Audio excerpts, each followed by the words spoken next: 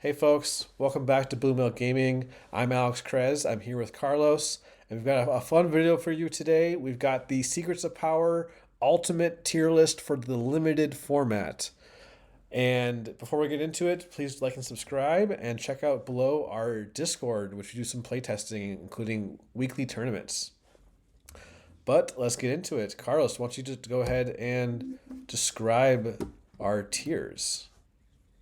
Yeah, so to start off, we'll have S tier. These will be your build around cards, your first picks, like the cards you're looking for. Second off is the A tier, premium stats lines, push abilities, followed by B tier.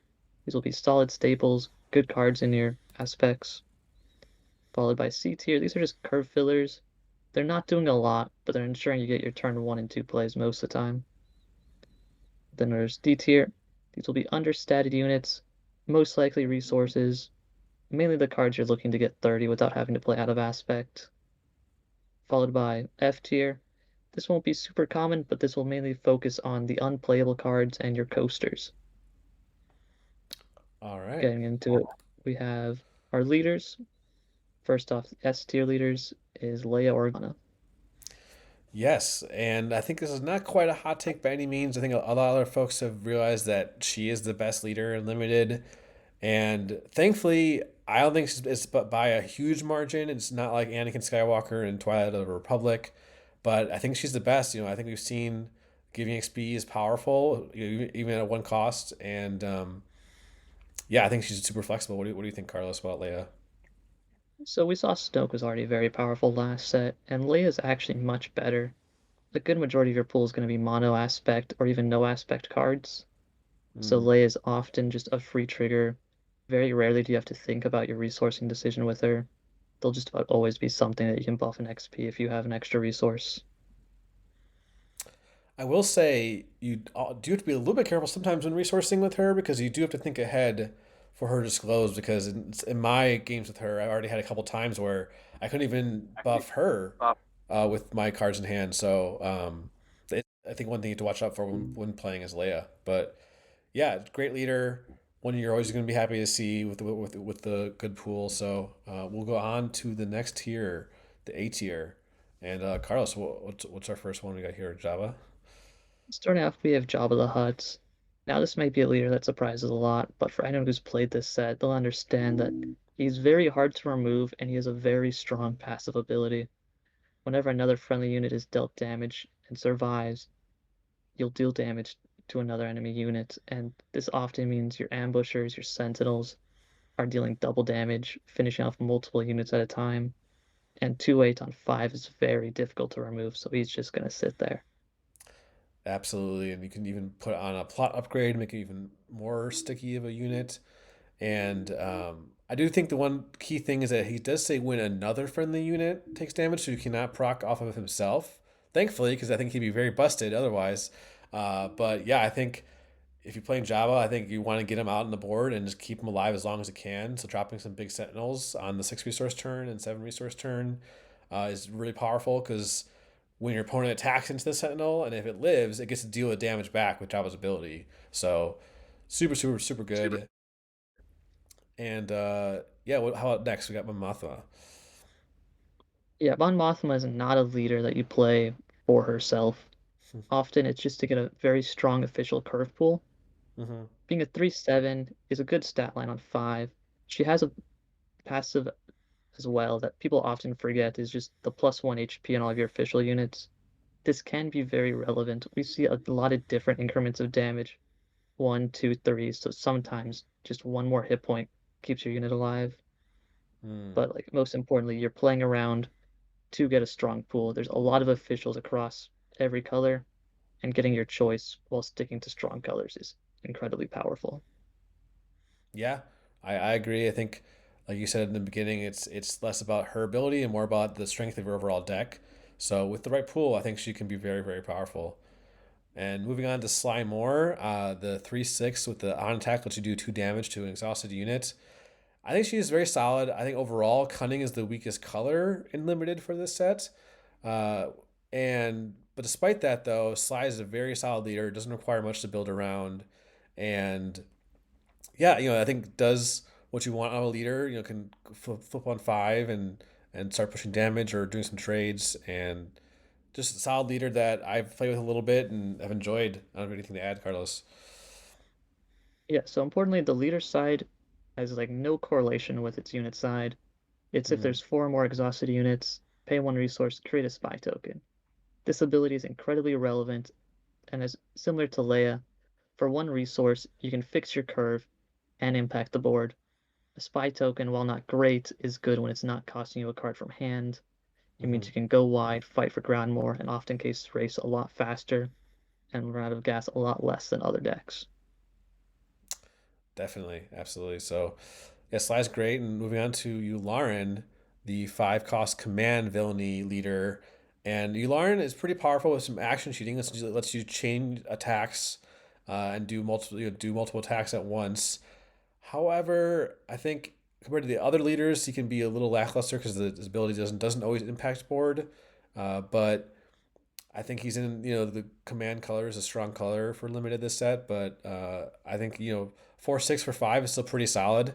So I'm not upset seeing him in my pool.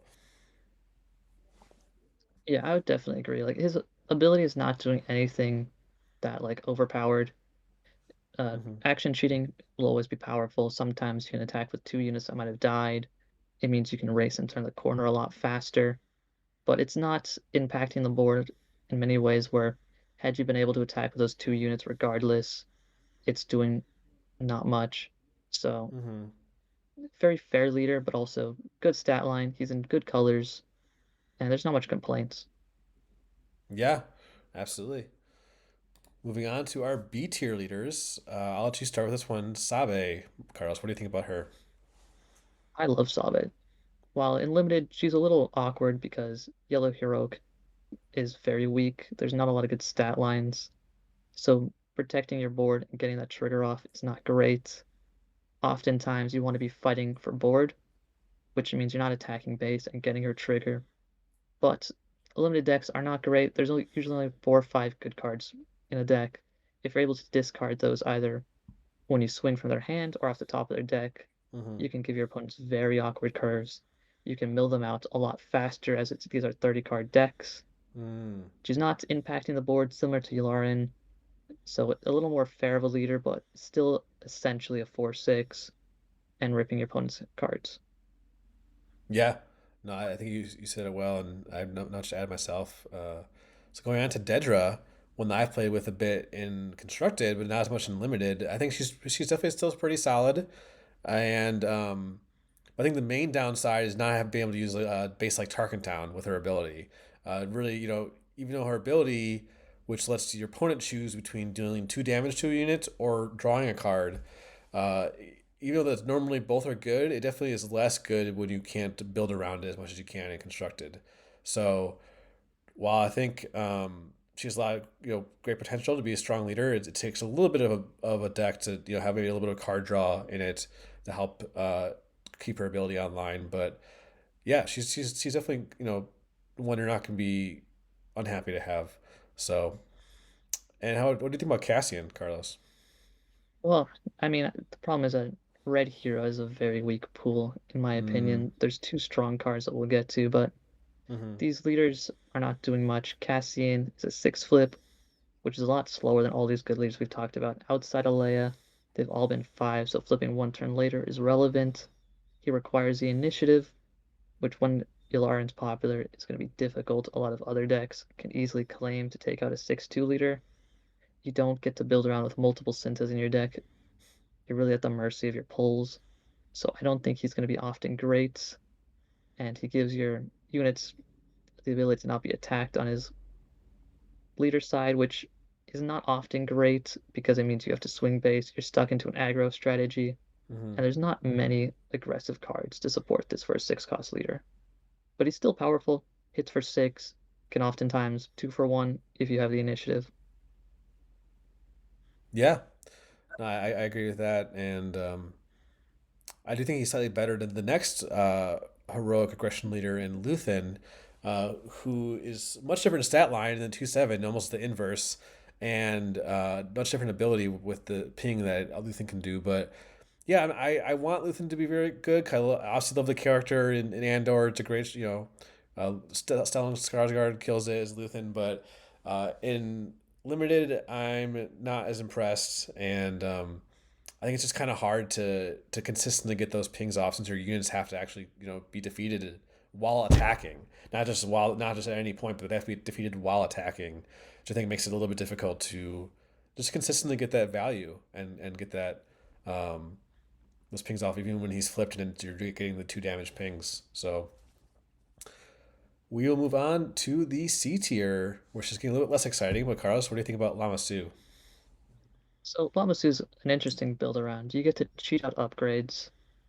Again, we're looking at these 6 cost leaders, 3/7, and similar to like Cassie and the other leaders we're talking about now is when you're unlimited, you don't get to choose your deck, you don't get to choose your cards.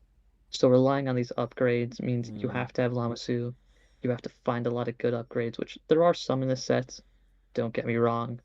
So Lamasu can do some powerful things, but often cases you want to be playing out units, you want to be going for board, and you need good upgrades, which is a lot of conditions, and oftentimes you can just get 2 for 1 if your opponent has upgrade hates or just kills your unit. yes, I think the key takeaway from what you said for me is the fact that the build around aspect that I think other folks have pointed out that those kind of leaders are just harder to do well with in limited since like you said you're at the mercy of your polls, so you don't always get to choose what your synergy pieces are. So and I'll skip ahead real quick to Governor Price real quickly because I think that's another example of more of a build around leader where Price really needs to have the different spy token generations and other token generation to get her ability online, but I think it's pretty hard to do. Even though there is a lot of spy generation in the set, it's still even when you're limited, it's hard to get that consistently right. So not super impressed with her. And how about C3PO? What are your thoughts on him, Carlos? Personally, I don't think you should ever be running 3PO. But he's a common, which means there may be times you're stuck with him. Your pool may force you that direction. And a free exhaust and free tempo is good. His unit or his leader side is pay 1 resource. You need to control an exhausted unit, which means you have to either play the unit or swing the unit, and then you can exhaust. But obviously your opponent has time to interact with that, swing with their units that they need to first. Mm-hmm. But this is a very slow meta, so his tempo ability isn't terrible. Tapping down units, especially things like Leia, Sly with strong on attacks, can often keep your board ahead. But a 1/6 on 4 is not great, and his very conditional leader side makes him a little more awkward as well. Yeah, absolutely. And last and least, we have the F tier. We don't even have D tier. We're just going right to F tier here. Like I think I'll cover Satine and Bale, 2 heroic leaders here that yeah are just tough when I think they're a little bit 2 different problems. Satine on one hand, just being a 0/8, having no board impact besides the restore is really tough. And Bale, I think the main problem there is the fact that if you discard 2 cards every deploy and limited, it's really hard to have enough plot or there's no smuggle either in this set. So I think it's hard to have the support it needs. Again, like I was saying before, these synergy based leaders are just really hard to play with in limited. And you want to cover the last 2, Carlos? Yeah, so we'll start off with Dread and Voss, very similar to the Bale's issue of you need to discard a card. And we're getting back to these issues of this can be a strong ability. Ambush is very good and limited. However, he's a 7 cost. 5/7 is okay stats, but he's not going to board early. He can't fight. He needs to discard a card, and you need good units to ambush, and you need to stay alive. It's a lot of difficult hoops to jump through. You don't get consistent card draw like you would in Premier decks, and it really requires a good ambush target, a good ambush unit, and a discard, which is often conditional on his leader side. So a lot of things going against him. He still has a solid effect, but just with a lot of hoops and a lot of better options to play as in limited, I just don't see a reason why you should run him over anything else. Mm-hmm. And then DJ has a very different problem of Yellow is very weak in this set, as we've covered, so you don't want to be playing more of it. There's one double yellow card in this set, and it's very good with DJ. It's pretty synergistic, but it's a rare, so you're not guaranteed to see it. There's Hmm. also a rare leader, so you can't plan around all of that. He's a 6 cost, and he's very awkward, and you're losing out on the heroic or villainy aspect cards, which in this set I believe are very powerful, so you're lowering your pool even more when you're stuck at the mercy of your pulls. Yep, that's. I think you summed it up quite well. So that's what we got for our leader tier list, with Leia leading the charge. Now we can move on to the non-leaders, and we'll start off with the Vigilance Villainy tier. And we got one S tier card here. Carlos, what do we got? We have Condemn. This is going to be a 3 cost upgrade, and what this base is going to do is on attack, you can reveal a Vigilance and Villainy aspects. If you do, the attacking unit loses all of their abilities and gets -6 attack. So this is going to do two things. This can shut down any big unit, any strong effect, and this hits leaders, which is important. This is essentially 3 cost, ignore a leader, very similar to cards we've seen in Premier, like Entrenched. However, if Hmm. you play this on a ground leader, they are not getting buffed, they're not swinging at you, it is simply sitting there and doing nothing. Now, these double aspect disclose is very easy. Blue and a villain is not that taxing in your deck. You still have to think around this. Obviously, this will make your resourcing a little bit difficult, but it's worth it when you're stopping your opponent's best units or leaders for 3 resources. Yes, and permanently too, since it's an upgrade. So yeah, I think it's a great card. It is a rare, so you won't see it too often. But when you do see it and you're playing blue villain, it's a good pick. For A tier, I'll cover. We got the Treus Acolyte and emergency powers. I think for Treus Acolyte, not the flashiest card, but a 2 cost 2/4 is just great stat line. I think you're never unhappy starting a game with that, and it's just good to have those turn one staples. And then emergency powers, I think, is just a great kind of mid to late game kind of closer card because you can use it to either push for some lethal, fill up your turn, fill out your curve. It's just pretty flexible. The fact that you can choose how many resources to pay, it lets you fill out these turns that sometimes can get kind of awkward and limited later on in the game. So, two very solid cards that are great for any blue villain decks. Yeah, I'd just like to add emergency powers is also incredibly powerful because it scales, Hmm. and there's not a lot of removal. We talked about condemn. Outside of that, there's retaliation. So if you start going big on your leaders, suddenly your opponent has no way to deal with it, and we're in a very grindy meta in this limited. Some games can go quick, but overall it can be very slow hitting these later resource turns. So if you dump even 6 or 7 resources into like any units, especially even Java or something, it's never gonna die. You're hitting for a lot of damage now and really putting them on a clock. Yeah. Thankfully, this card can't hit leaders because that'd be pretty busted. But it's still, again, what you said still applies for sure. So going on to our handful of B tier cards, Carlos, why don't you take a couple of these? Yes, I'll start off with the classic Death Trooper. It's a 3 cost unit, 3/3. It does 2 damage to itself and another unit. So you're paying for a 3/1. Damage unit synergizes well with Java, obviously, but also the 2 damage stat line is very important. There's a lot of 3/2s. Spies are O2s. There's a lot of 1 drops that are 2/2s, Hmm. 1/2s, and so on. So this is killing a lot. A daring raid plus a unit is very strong tempo a lot of the times. And then another unit to cover is Creditor's Claim, another one of these powerful upgrades. 3 cost, +2/+2. One defeated. You may defeat a unit with 3 or less remaining HP. This does in fact hit leaders, and so this is very powerful for controlling board. If your opponent tries to answer this unit without upgrade hate, you can start 2-for-1ing on top of value trading up. Mm-hmm. Yeah, and I actually have really enjoyed putting this on a Sentinel because then you force your opponent to kill it, which Sentinel maybe the Dogmatic Shock Squad right there, the 6 cost 4/6 Sentinel that also has plot.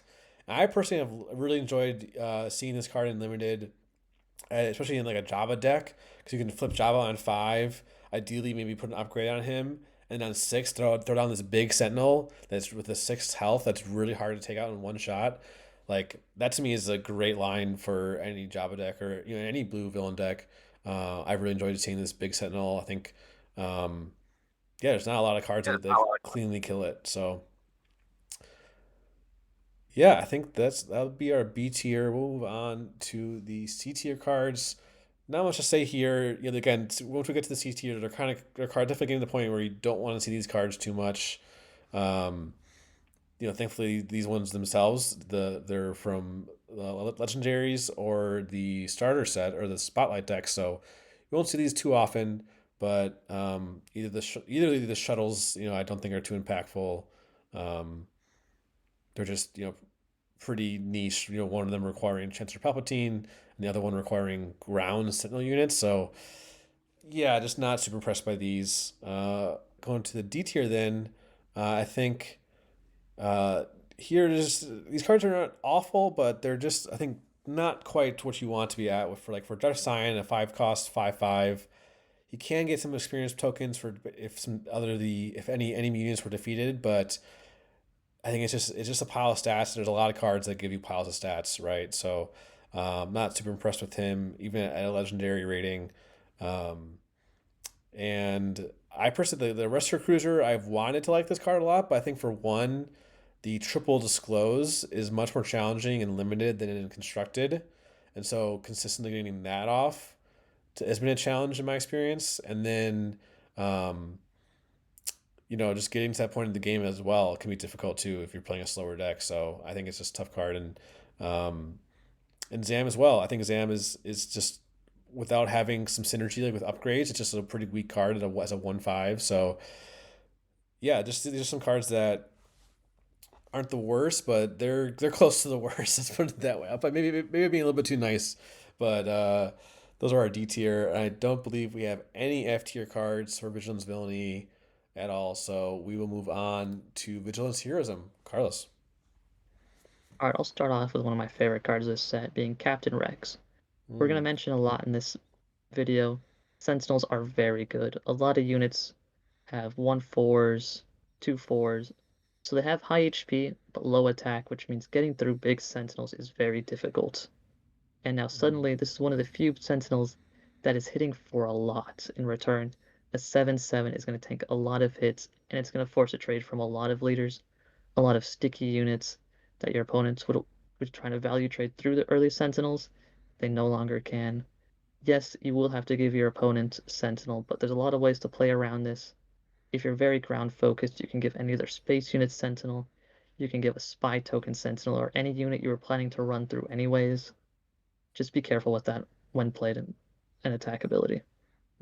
right, since Sentinel's not always online. Yeah, that makes sense. Yeah, I think the other two here, Bo-Katan and the Coronet. I think Bo-Katan, we discussed almost not putting her S tier just because she is a 9 cost unit, which is tough to get to sometimes. But I think we talked about the fact that with Bo-Katan, if you get to 9 resources and you can play her, you probably win that game. So that's where we put her S tier. Just as a very powerful late game unit. And it's Coronet, a little bit different, more of a mid game beater in space, but very powerful as well with the 4/6 stat line and the restore one, and on top of that, giving everything else restore one. I think makes it a very solid card. Yeah, I love all three of these. That as we're gonna see, this Vigilance Heroism pool is very strong in this set. So going to our A tier cards, Carlos, who do you want to highlight first? Well, I'll start off with a few simple ones. Populous Champion is here because it's a premium stat line. You'll see a lot of 3/4s or less. A 3/5 is very good. Also, Cassian Andor is a very different one because he takes less damage in return, but he has less HP. Now, there's not a lot of minus effects. We talked about Bo-Katan, that's a legendary. There is the -2/-2 event that we'll get on to later, but he's essentially just a 2/4. And a 2/4 with minor upsides, so he's mainly there as a stat line. There is a few combos that you can look for, like the Sentinel upgrade to make your build your own Chirrut, Mm-hmm. but those are the main ones there. Yeah, I think for me, I'll call it Galen Urso here. So Galen, you name a card, any card at all, and while Galen's in play, that card loses all abilities and cannot gain any abilities, and he has plot. So, while I think he's a little bit more difficult to maybe use properly and limited, I think the fact that his ability is so unique and you can turn off spies, so spies become just 0/2s, for example.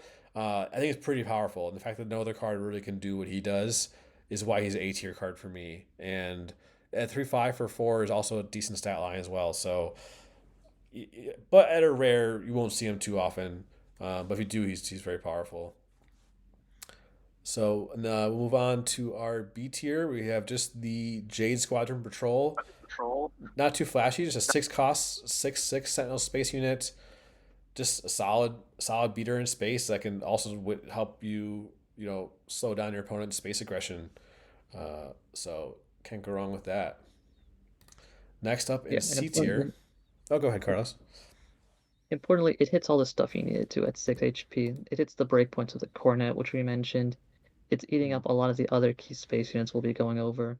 While space is not common in this set, being able to protect yourself from it is, and this is one of the best cards to do so. Mm-hmm. Yeah. And in C tier, we have Diplomatic Immunity and Populist Advisor. And Carlos, what do you think about the Diplomatic Immunity? That one's a little bit iffy, in my opinion. Yeah, this is going to be very similar to like the Electro Staff and Chirrut abilities. Now, it's very powerful, however, the quadruple reveal you're never going to get off in just about any game. Mm. One in a million, basically. But, 2 cost, +2/+2, you can fight for board a little bit more. It's not restricted. You can put on just about anywhere, and it's board pressure, so it's not bad. Yeah, yeah. And the Populist Advisor, I think, is just not a bad card, just kind of low impact as a 1 cost, 1/4 conditional Sentinel. So, but still, it's still not the worst card. Going then into D tier, we have Vigil, the legendary ship. That's a 5/9 for 7 resources, and has some unique ability where you get to prevent damage from other units, but then it takes extra damage. So I think a D tier here is just because to me the ability doesn't really mean anything. The plot is kind of irrelevant. It's 7 costs, so it's just a bunch of stats, and you can get a bunch of stats and a bunch of other cards for cheaper. So I think this one is just, yeah, I think it's close to a coaster, maybe not quite, but it's getting there. It's a unit, so it does stuff. It can have potential upsides, but as you mentioned, there's much better units you can do for either cheaper or even the same price. But Yeah. yeah, next we're moving up to F tier, and I will say as we go into this, there is always a situation for every card in the game. Now that being said, if it's one game out of 100, it's just about unplayable, and one in a million is the perfect example of this. It's very complicated cards. I won't explain it too much, but it's very conditional to do a very cheap removal, but I wouldn't bother trying to get this off. You can put in your deck just in case it lines up, but it's going to be a dead card and a resource 99 times out of 100. Yeah. Yeah. It's an interesting card, but just not quite good enough. And once again, oh no, sorry. Moving on to our vigilance, just the mono vigilance tier, or aspect, I should say. No S tier cards, which I think in general makes sense to me because I think by design these mono aspect cards are supposed to be not as powerful as the double aspect cards, right? I think that's the part, the kind of the philosophy of the aspect design. So to me, this makes sense, and we'll get into now our A tier. Take us away, Carlos. I'll start off with one of my favorite cards of this set, being Nimble Prowess. I've Hmm. mentioned this earlier in videos, but this is a 1 cost +1/+1. That's the rate in which experience is from Leia and many other leaders. However, it has a very powerful upside of you may exhaust a unit in the attached units arena. Now, this is very free tempo and very cheap. You can fit it in, stop an opponent's early attacks, late attacks, leaders, whatever you need to just get early tempo for one resource. It costs a card in hand, but that's the only important cost it has. Yeah, yeah, I love that card too. And I'll highlight the Umbaran Mobile Cannon, the 6 cost 7/3 unit, which stats would be like aren't great until you see its ability, which allows it to uh, prevent the first instance of damage each phase. So it has to be basically attacked twice or damaged twice in order to take this thing out, and it is very sticky. And I've definitely had a couple games that have been won based off the unique ability that it has, and it's a powerful closer for sure. Right, and it hits back for 7, which means your opponents have a very difficult time. They need to swing 2 units in or use a removal and a unit, and in some cases even multiple instances of removal if they have to. Otherwise, you're threatening a lot of leaders. The 7 HP is going to kill a lot. It's going to clean board, or it's just going to sit there and swing base and put them on a clock. Yep, yep, it's a great card. Other ones we got here, we got Lando Calrissian, legendary that's a little conditional with the six heal, but still really great card. Low bot, a 2 cost 0/4 Sentinel with grit, another great turn one play, and then lastly retaliation, which is strictly worse than Vanquish, but since the opponent has to attack your base first, but the fact that it hit leaders to me is powerful, and it's one of the few you know conditionless removal in this set. So I think it's a powerful card as a result of that. Right, it's 1 cheaper than Rifles Fall, but it's conditional. But if you can line this off and kill a Leia or any big upgraded leader, especially things like Jabba, which your opponent's going to try to protect, you can get a lot of tempo and get ahead of board very easily. Mm-hmm. Going on to our B tier cards, I think here I'll call out. I think you mentioned it earlier, Carlos. The Knowledge and Defense card, a 3 cost event that gives the units -2/-2, and then draws you a card. Again, it's at B tier. It's solid. It can maybe remove something or help you remove something, and then you draw the card back. Um, yeah, I'm not upset about it. I think it's okay, and I'm not maybe I wouldn't mind having one or two of those in my Vigilance limited decks. Carlos, how about you? What's something you're eyeing on this page? Yeah, I'll do a couple of quick hitters. I'll start off with the upgrades. The 2 cost one, it's importantly front plot, so you can fill out your curve without using stuff from your hand. You can protect your leaders, adding +3 hit points on a lot of these leaders because we're looking at 4 sixes, 3 sevens, 2 eights.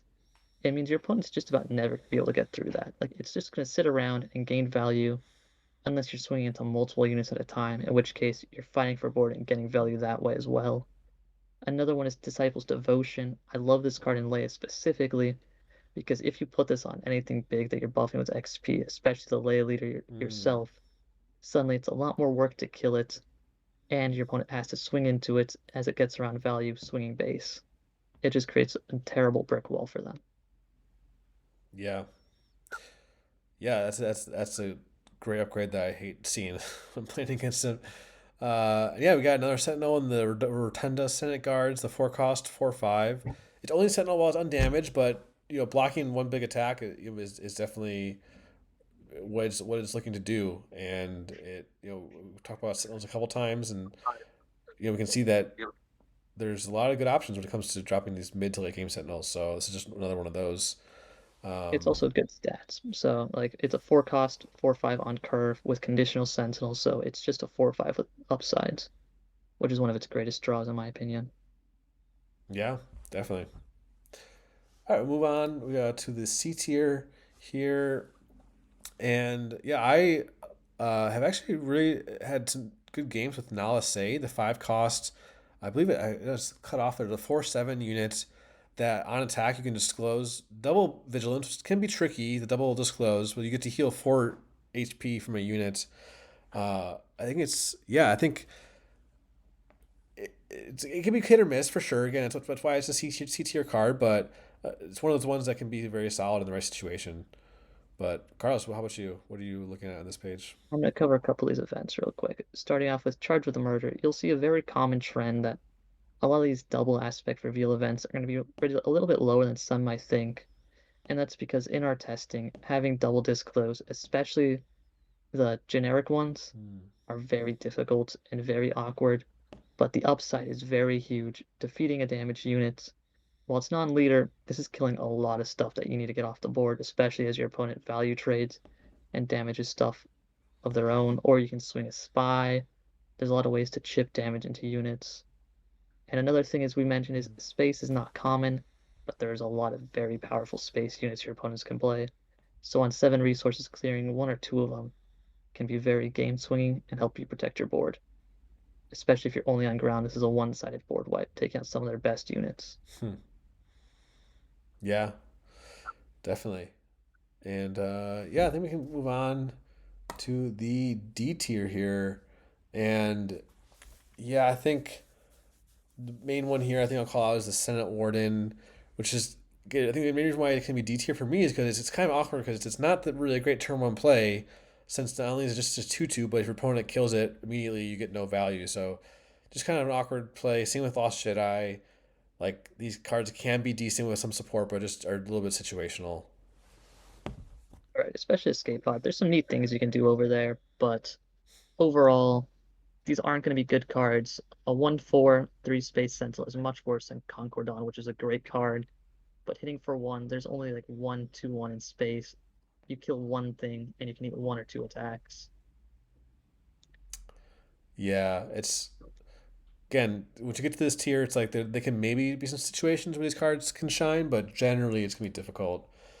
And it getting even further down the line to the F tier, cards like Exile from the Forest, like double aspect blue, which you almost absolutely never play double aspect decks in limited. So like not only is that double aspect, but then on top of that, it gives 0 stats and you lose abilities, but then you gain grit. So there's like it's just too much. Like it's just not you're not getting enough back, and it's just too situational for sure. And two events there also just too situational that I just don't want to be doing in Vigilance. So Right, they're not funny for board. They're not impacting much, and in my opinion, battling on board, keeping control, gaining control back is how you play limited. And things with zero impact are not great. yes, absolutely.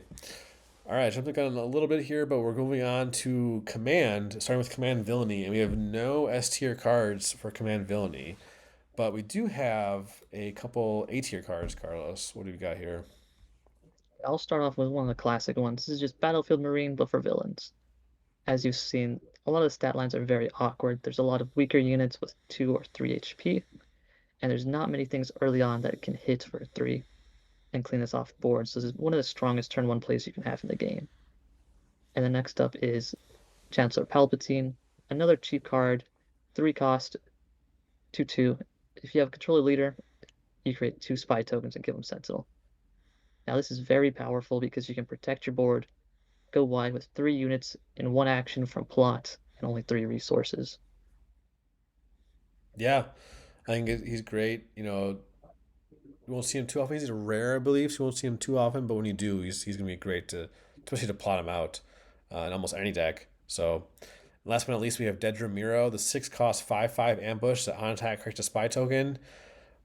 I think it's common knowledge that ambush is quite great and limited for the 2-for-1s that it can get you, but the fact that you can get a 2-for-1 and get a spy token on top of that, like it's just a great return, great value. Um, yeah, I just love to see it, and no real complaints with Dedra. Great unit. Going on to B tier, we got some solid units, mid game units here. We've got a 5 cost Cruel Commandos, the 5/5 Sentinel with Overwhelm that is just a solid unit. So the 5 cost 5/5. The Overwhelm might not be too relevant, but I think it's a great mid game card that can say protect a leader flip, for example. Um, just very solid. And then Vice Admiral Rampart, which has a triple aspect disclose on the on attack, which it kind of goes against what we've been saying about cards, struggling with the multiple disclose in limited. However, if you just look at the card itself, a 4 cost 3/6 is pretty solid. Like even if you can't get his disclose ability, I think he's not that bad of a unit to be playing even without the disclose. So that's why Rampart, I think we have him up to B tier. And then Masameda, I've seen him ranked higher, but in my experience, like unless you have a build around with officials, it is just difficult to get the value off of him. Since the 4 cost 3/4 is understated, you really need to have other officials to get the value. So That's our Command Villainy B tier. Going on to the C tier.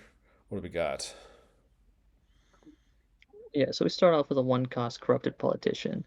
Conditional Sentinel is not very huge. It can be, but it's mainly here just to be a curve filler. It's an early official, and it's a one cost unit. Now, in very similar fashion to weak units, we have the ISB shuttle, which is a 3/2. However, it has a good when played. If the friendly unit was defeated this phase, create a spy token. You'll see a lot of trading and a lot of board control. So this is just a 3 cost, 3/2, and then a spy token. So it's decent stats when you add up the total of 5/4 for 3. Split cost 2 units, very similar to a weaker version of Poe Dameron unit from JTL. Hmm. Yeah. I'll call out the four cost event corporate warmongering, which you get to give one friendly unit +3/+3 and every other unit +1/+1. So as everyone knows by now, Command loves these events that give out bonuses to one or multiple units. I think we've seen I don't know how many different events like this. And generally speaking, I'm not a big fan of them, especially in limited, since they can just be kind of slow. You can buff one or two things, but then you have to take future actions. And but this one, on the other hand, I think I rank a little bit higher than maybe some others because at four costs, you actually can get a pretty big return here. Even with just two or three units on board, I think you get enough value here to make this worth it, especially if you're closing out the game and pushing for lethal. So I do like this card. Like I said, more than maybe some other ones that are similar to it. I think it's a solid card for Command Villainy. Yeah, Um, I would definitely agree. And I'll just do quick hitters. Major party guys, people will be surprised to see him low potentially because he's very good if you have officials. Otherwise, he's an 0/6, hmm, sometimes getting +2/+2 off your leader. We also have First Light, which is a 7 cost, very low or very late game units. However, it has ambush and it has potential card draw if it snipes off any tiny unit your opponent has. And then another card that people might not be expecting is I Am the Senate. For 6 resources, you're getting a lot of bodies and a lot of power on board. While it's not great a lot of the time, it simply is just very flexible in terms of what your units can do, trade, and battle. yeah. Going on to the last couple cards here in D tier, just too slow and maybe not impactful enough cards in Krennic and the Premier Personnel Carrier. The carrier doesn't do anything to the board when you play it. Krennic is a Sentinel, but at 9 costs, it's just hard to swing that late game of a card. And at Legendary, you won't see him too often, so you don't have to worry about it too much. Right, I And agree. These are just late game bombs. Now, the reason we have him here is because he would prefer this over a useless event because sometimes these games go late. You're most likely never going to play these. And as Alex said, Krennic is at least an 8/10 Sentinel to where if the game goes late, he's doing something. yeah, no, I agree. And moving on, that'll be it for Command Villainy. We have no F tier cards. Going on to Command Heroism, a pretty strong pool again. An S tier, we got one legendary and one rare in Queen Amidala and Mon Mothma. And Carlos, why don't you talk about those two? Yeah, I'll start off with Mon Mothma. I've been absolutely bullied by this card in a couple different scenarios. To start off, it's a 5/8 Restore 3. This is very close to Luke Skywalker's stat lines, and it has a pretty powerful one-plate ability. You may attack with any number of units, one at a time, even if they're exhausted. Only downside is they cannot attack base. However, this is very similar to Lauren, to where you get to action cheat and clean up board. But also, importantly, attacking with exhausted units means you can get double value. And this is important for leaders like Leia because it Hmm. means you're getting more buffs, more damage on board. You can clean up board and then hit base, or hit base, clean up board, depending on how you order a lot of these units. Yeah, no, Mothma's been great. I think I had one particular game where she was exactly the one card in the entire set that would have won me that game, and it did. So she's a very, very cool, unique ability. And speaking of cool unique abilities, we got Queen Amidala, the 5 cost 5/3 unit that when played creates 2 spy tokens, and then you get to sack any tokens when she gets attacked to keep her alive. So um, great, great card. It's a legendary for a reason. Maybe the most powerful legendary in the whole set. It's gonna be one you're gonna be excited to open if you get the right pool for it. And yeah, I think when you play it on 5 resources and you're suddenly threatening 9 damage, it's a lot. It's a powerful card. And we'll Yeah, go definitely. on to the A tier. We got quite a few here, Carlos, but I'll start out to talk about Captain Typho, one that I had in a recent sealed pool. And at a 4 cost, 4/5 Sentinel, just a great stat line. Great, having that, also having a great ability. And on top of that, being able to heal off of a fairly easy disclose whenever he gets attacked, just the icing on the cake. So for a great card that you love to see. Yeah, so also we have Mina Terry, which is a 2/4, which as we've seen is a very good stat line in this set. However, for whatever reason, Mina has even more, a restore one and a when defeated disclose green green heroic. In limited, this will be very difficult to consistently get off, but essentially it's just a free card draw if you do. It's pure upsides. Another card I'd like to touch on is Figure of Unity. This is a legendary upgrade, 3 cost +2/+2. You have to attach to a unique unit, which can be awkward. However, there's a lot of strong leaders for this, especially Mothma, who's on the art. And what this does is it gives each friendly unit Overwhelm, Raid 1, and Restore 1. This is giving you a lot of firepower on the board. Yeah, especially if opponent can't answer it, which in limited, there's not a ton of upgrade hate available in the whole set. So if you happen to pull one of these legendary upgrades, I would jam it in your green hero deck because it's powerful for sure. Another powerful card is the Renowned Dignitaries, which is maybe not going to see too much play in Premiere, but at 6 cost 5/6 units that when played you get to heal 2 damage from your base for each friendly official unit, which does count itself. It doesn't say other, so it does count itself. So you get a minimum of 2 heal, but up to I've seen I think up to like a 10 heal before I had one game I played. Some crazy stuff where like you can swing games pretty quickly with this, where you get a massive heal and a big unit on the board. Just a great card. And lastly, we have the Naboo World Starship, just a solid space unit that gives you a leader, a nice buff. Uh, nothing to complain about there. Yeah, pretty sticky at a 2/5, and just buffing your leader is always good. Yeah, that's a one big way to win the game in Star Wars Unlimited. All right, moving on to B tier. We've got the Beloved Orator, just a solid 2/3 cost unit that also creates a spy token. So, it's great in any deck that wants to go wide. Maybe like a Mothma deck that's running officials. Yeah, I think that's a solid card. Creating 2 bodies for one is always decent. How about the other one? What do we got Yeah, and then here? we also have a 5 cost 4/5 Ambusher. Now, this is a 4 cost unit based in stats, but it has ambush and plot. And Mothma and Leia can also plot this out on curve, and this is very powerful. Ambush is good in this set, and good stats, not much to complain about here. Yeah, no, I like both these cards. But then going into the C tier, we got the Thief Security in the middle there, which I personally have actually found pretty solid. The 2 cost 2/3 that when you played, if your opponent controls an upgrade, you give an experience token to a unit. Which, speaking of experience tokens, are upgrades. So that's one thing that can keep this ability online if your opponent has upgrades or experience tokens. So it makes this a solid 2 drop.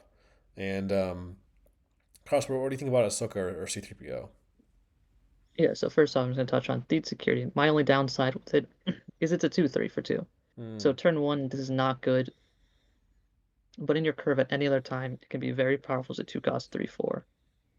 Now moving to 3PO, he's just a 1 cost 1/3. You can return him to your hand to give unit +2/+2 for the phase. A temporary buff, very slow one at that. It's not great. It's a 1 cost that can get buffed, and it's okay stats for its cost. And then there's Ahsoka, 2/5 for 3. It's an okay stat line, worse than the 3/5, but it's when this unit completes an attack, disclose command heroic.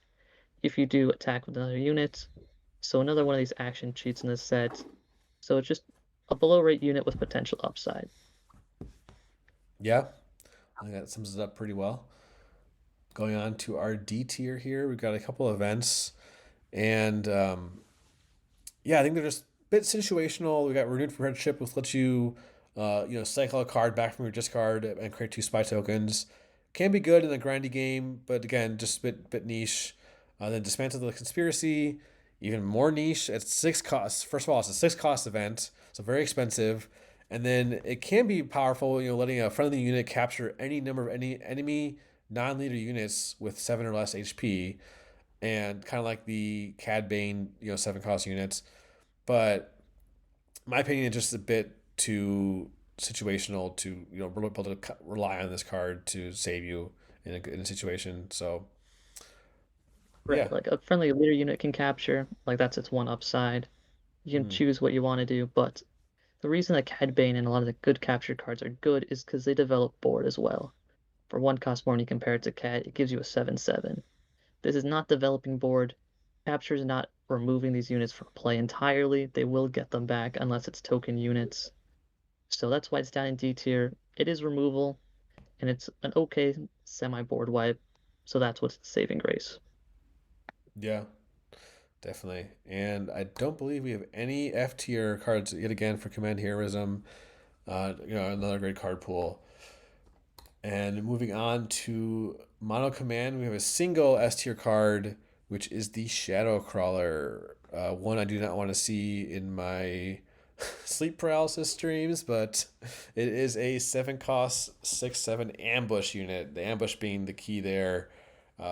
Yeah, just a powerful, powerful card.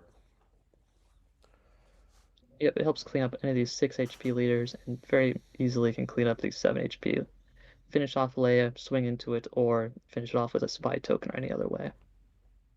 Yeah, it's a big card and it's common too. So hopefully you see a couple of these in your pool. Going to A tier, I'll call a card that I've really liked is the Crucible, the 6 cost space unit. That's a 5/5, but both on when played and when defeated, you get to give an XP to every single other friendly unit. Like that, I've had to give out I think up to 4 or 5 XP in one go, and that to me that just really helps you. When you're maybe already a little bit ahead on board, just to get even more ahead and just like slam the door shut on a game. Um, or you can sack into something and get the XP, the double XP again to get the reach you need to close out a game. Yeah, I think it's super powerful. The other one I really like here is actually the Gonk Power Droid. In a world where your opponent doesn't have a 3/3 on turn one, this card is nuts because it's gonna be very hard to answer otherwise. Um, so I think it's just letting you play off curve right away is really powerful. How about you, Carlos? Which ones are you looking on the A tier? Yeah, I'll cover some of my favorite cards. And for Command, one of my favorite cards is a Nubian Star Skiff. It's a Mm, 4/4 in space. However, if you control an official, which is very common because you play this on 4 most of the time, your leader flips on 5, so you can swing and get this Restore 2. For any spy token or any official, it's very easy to get this off. 4/4 in space is difficult to answer, and Restore 2 can very easily outtempo your opponents. And it's because of that that I actually like Consular's Crusher or mm. Cruiser because it answers these 4/4s in space. It answers all these early 2/4s, 1/3s, 2/1s. It is a very early brick wall for these space decks. Yes, anything bigger than it, like these 6, 7, 8s in space, will answer it, but anything smaller without a buff is going to get eaten and 2-for-1. Yeah. And speaking of buffs, we have Jar Jar Binks, the 2 cost 2/1 unit, which is not very impressive, but when played, you get to give another unit +2/+2 for the phase. So combined with his plot keyword, makes him a pretty powerful card. That is a nice little like filler for your flip turn to either maybe buff your leader for the turn to keep him or her alive, and or play it late to get that extra pump or reach you need. So just an overall a very flexible card.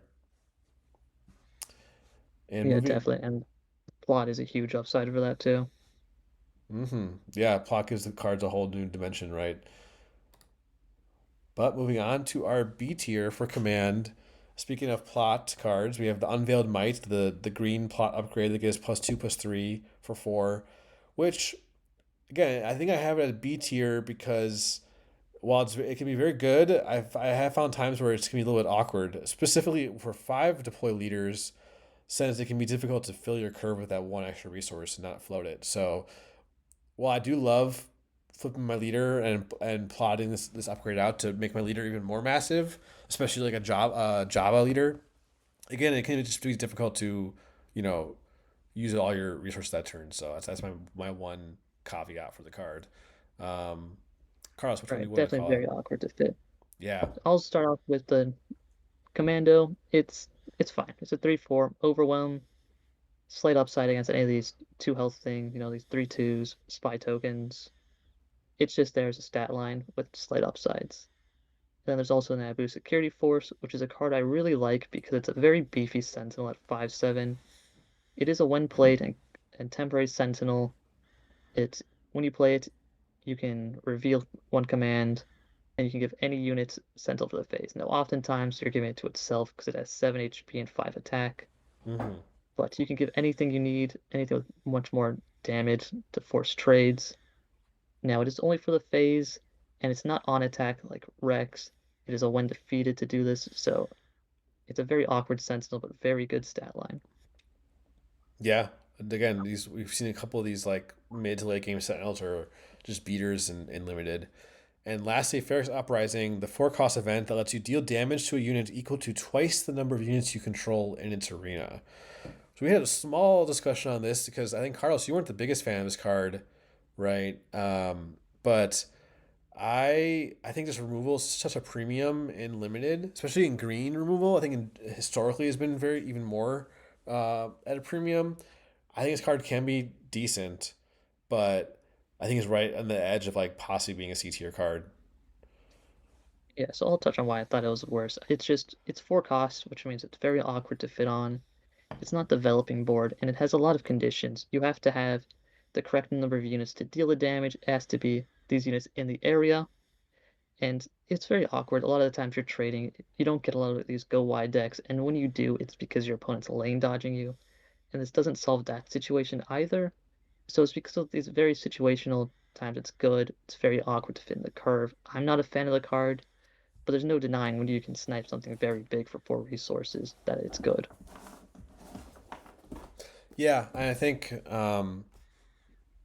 just like I said, I'm repeating myself now, but like being at removal at a premium is where you might want to actually run this card because you don't have any other options to remove your to have the interaction. So going on to our batch of we have a big batch of C tier cards here. We'll just go over a couple of them.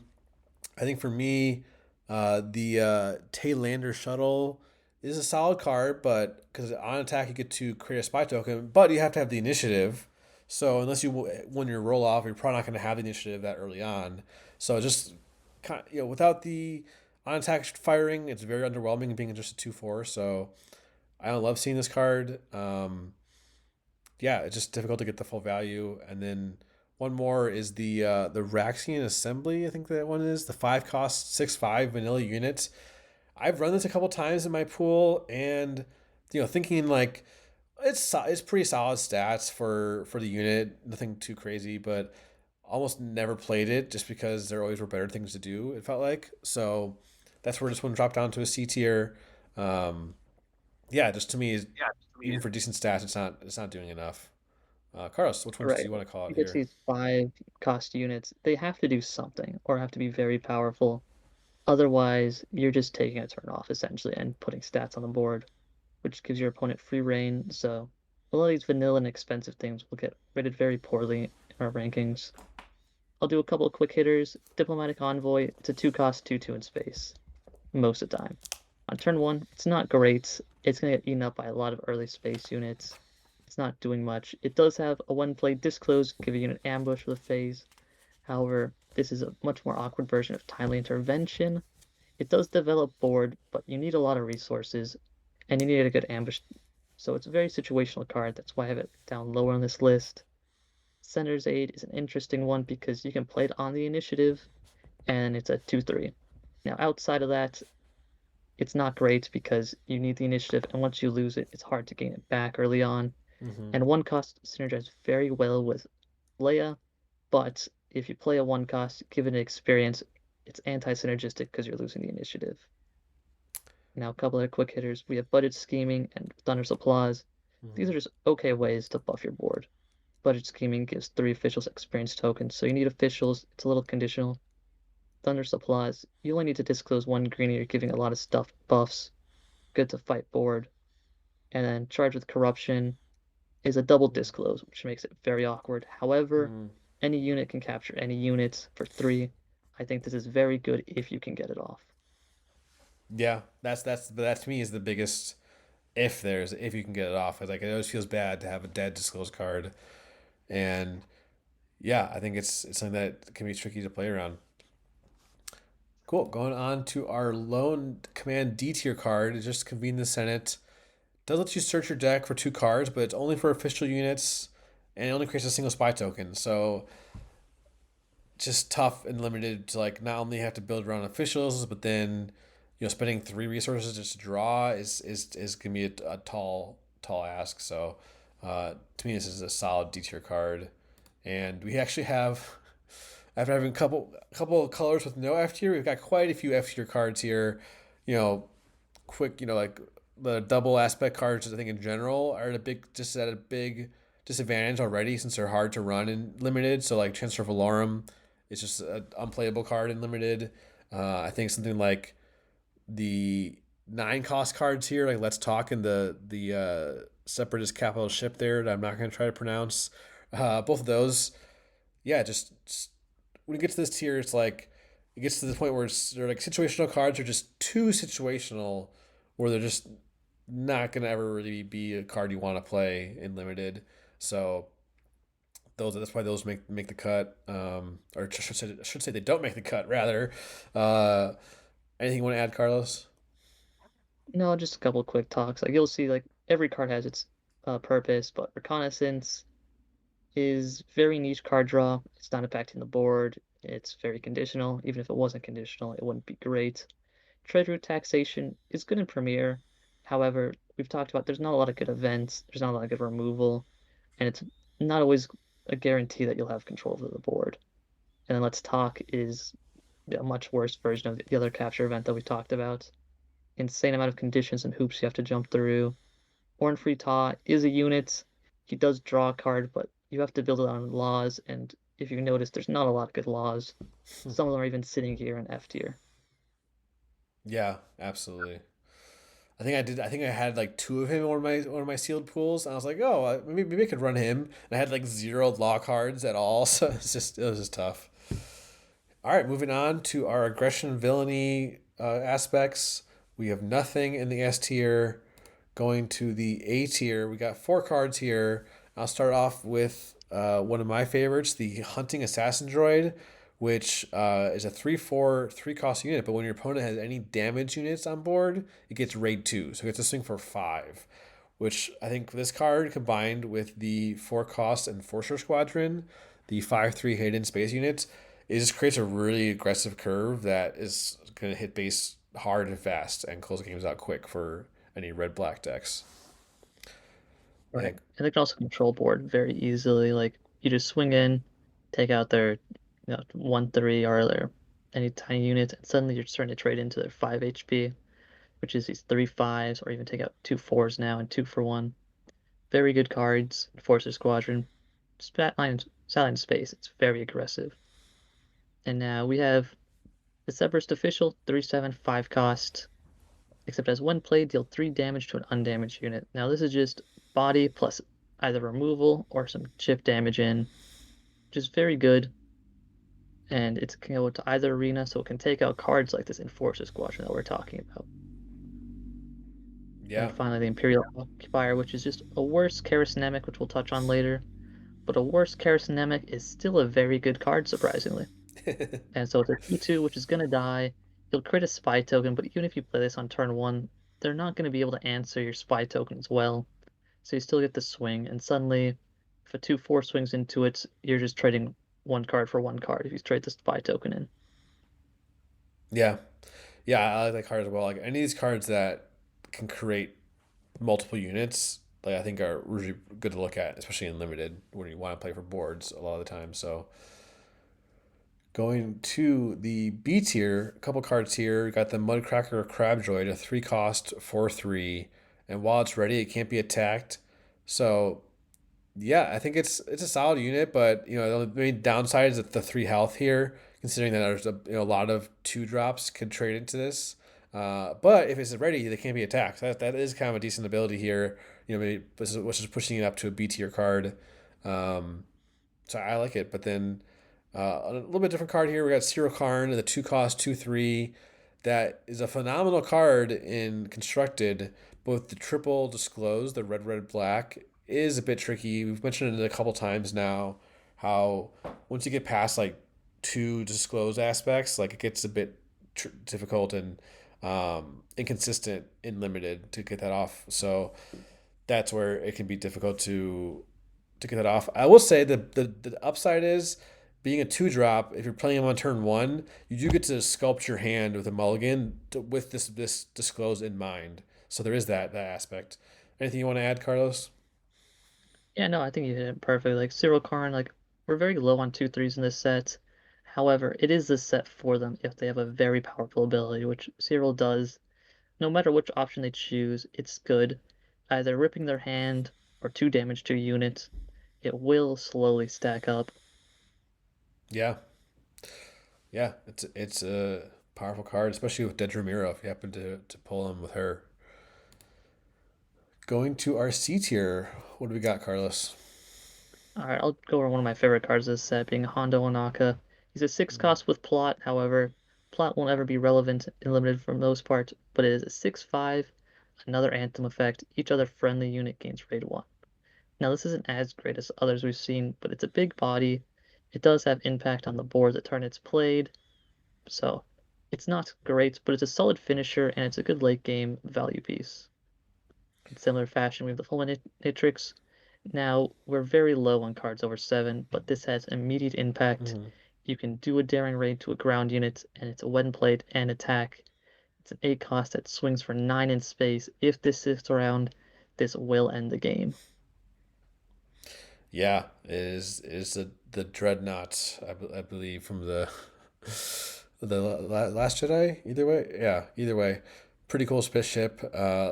We also have Dryden Voss, the legendary here, that is a 2/5, lets you double his attack with the downside that you can't not ready him on the following phase. But yeah, I think we're seeing a lot. This color combination, as it historically it does, has a lot of these aggressive cards that will help push a lot of damage.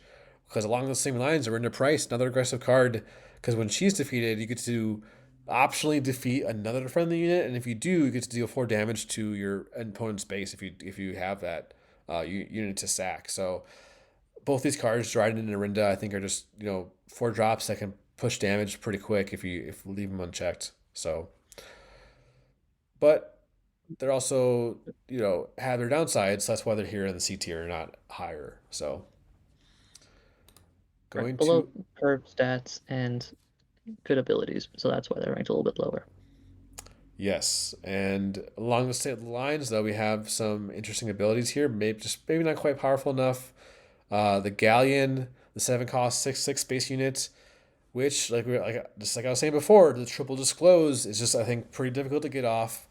I almost think it's harder to get off later in the game than like say early on, just because you might be getting lower on cards.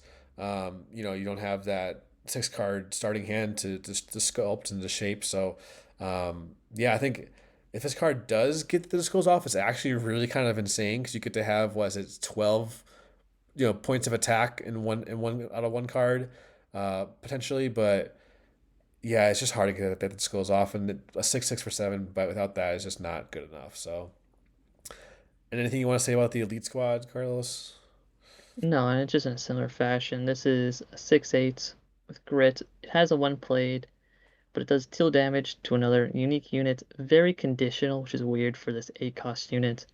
2 damage is not make or breaking it a lot of times. You will snipe off these tiny units, but by the time you get late in the game, that's usually not what you want to be doing. You want to be answering their big threats or creating a big threat of your own. And a 6/8 for 8 resources is not doing it by itself. Yeah, yeah, it's I like the art in the card, but it's just not doing enough for me for 8 cost. Going on to our F tier, our unplayable coasters for aggression villainy.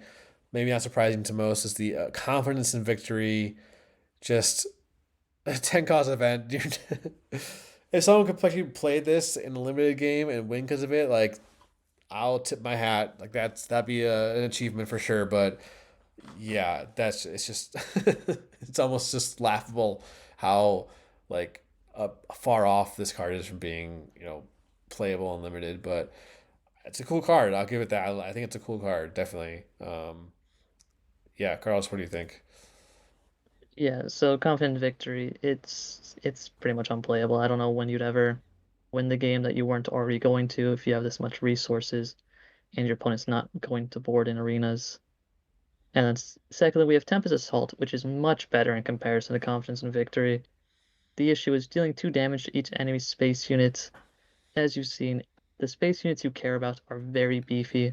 There's a few cost, like 2 cost 2/2s, and a few weaker stat lines, but not many.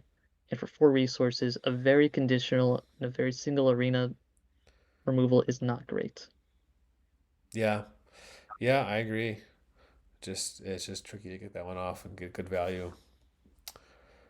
Moving on to our aggression heroism cards and an S tier. You alluded to it earlier, Carlos. Who do we got? We got Karasnemic, probably the best card in the set, and a card that's very much pushing in the game at the moment. It's a 2 cost 3/2 hidden. When defeated, you can create a spy token similar to 4. It does require an aggression and heroic disclose, but this spy token comes in ready. And so this is a 3/2 on curve unit. However, it's hidden and it can create a ready token, which means this is 2 for 1ing. This is putting another unit on board immediately with immediate impact. The value is just uncomparable for a 2 resource play. Yeah, and I think the the saving grace is that it is a rare. So the bright side is you won't be seeing it too much. On the other side of the board, but yeah, it's just one of those cards where it's like it's just so pushed compared to some of the other cards. But it's like, did the spy really have to be ready? Like, it could have just been make a spy, and it still would have been such an insane card. So, um, but I love Nemec in the show Andor, so I'm not upset about this being a good card. If you see it in limited, you're gonna want to try to build around it for sure. Yeah, it's not oppressive, so that's the saving grace. It's just like uncomparable value. Yes, and another great card, not quite the same level as Kazuda Ziono, the 4 cost 2/6 unit that has raid 2, but then also if you happen to have fewer resources than your opponent, it gets another +2. So I think here just that 6 health for 4 is very solid. Swinging for 4 to 6 is about as good as you can get for this stat line. Yeah, I think this is a great card. No complaints here. Yeah, and then it has even more upsides of if you stop resourcing, if you fall behind, it becomes just a 6/6 for 4, which is insane. Yeah, absolutely. Going on to our B tier for aggression heroism, we've got Luthen's Hallcraft and Chopper. Both, aggressively statted units, a 5/3 space unit for the Hallcraft and a 4/1 ground unit for Chopper, and both involving some discard.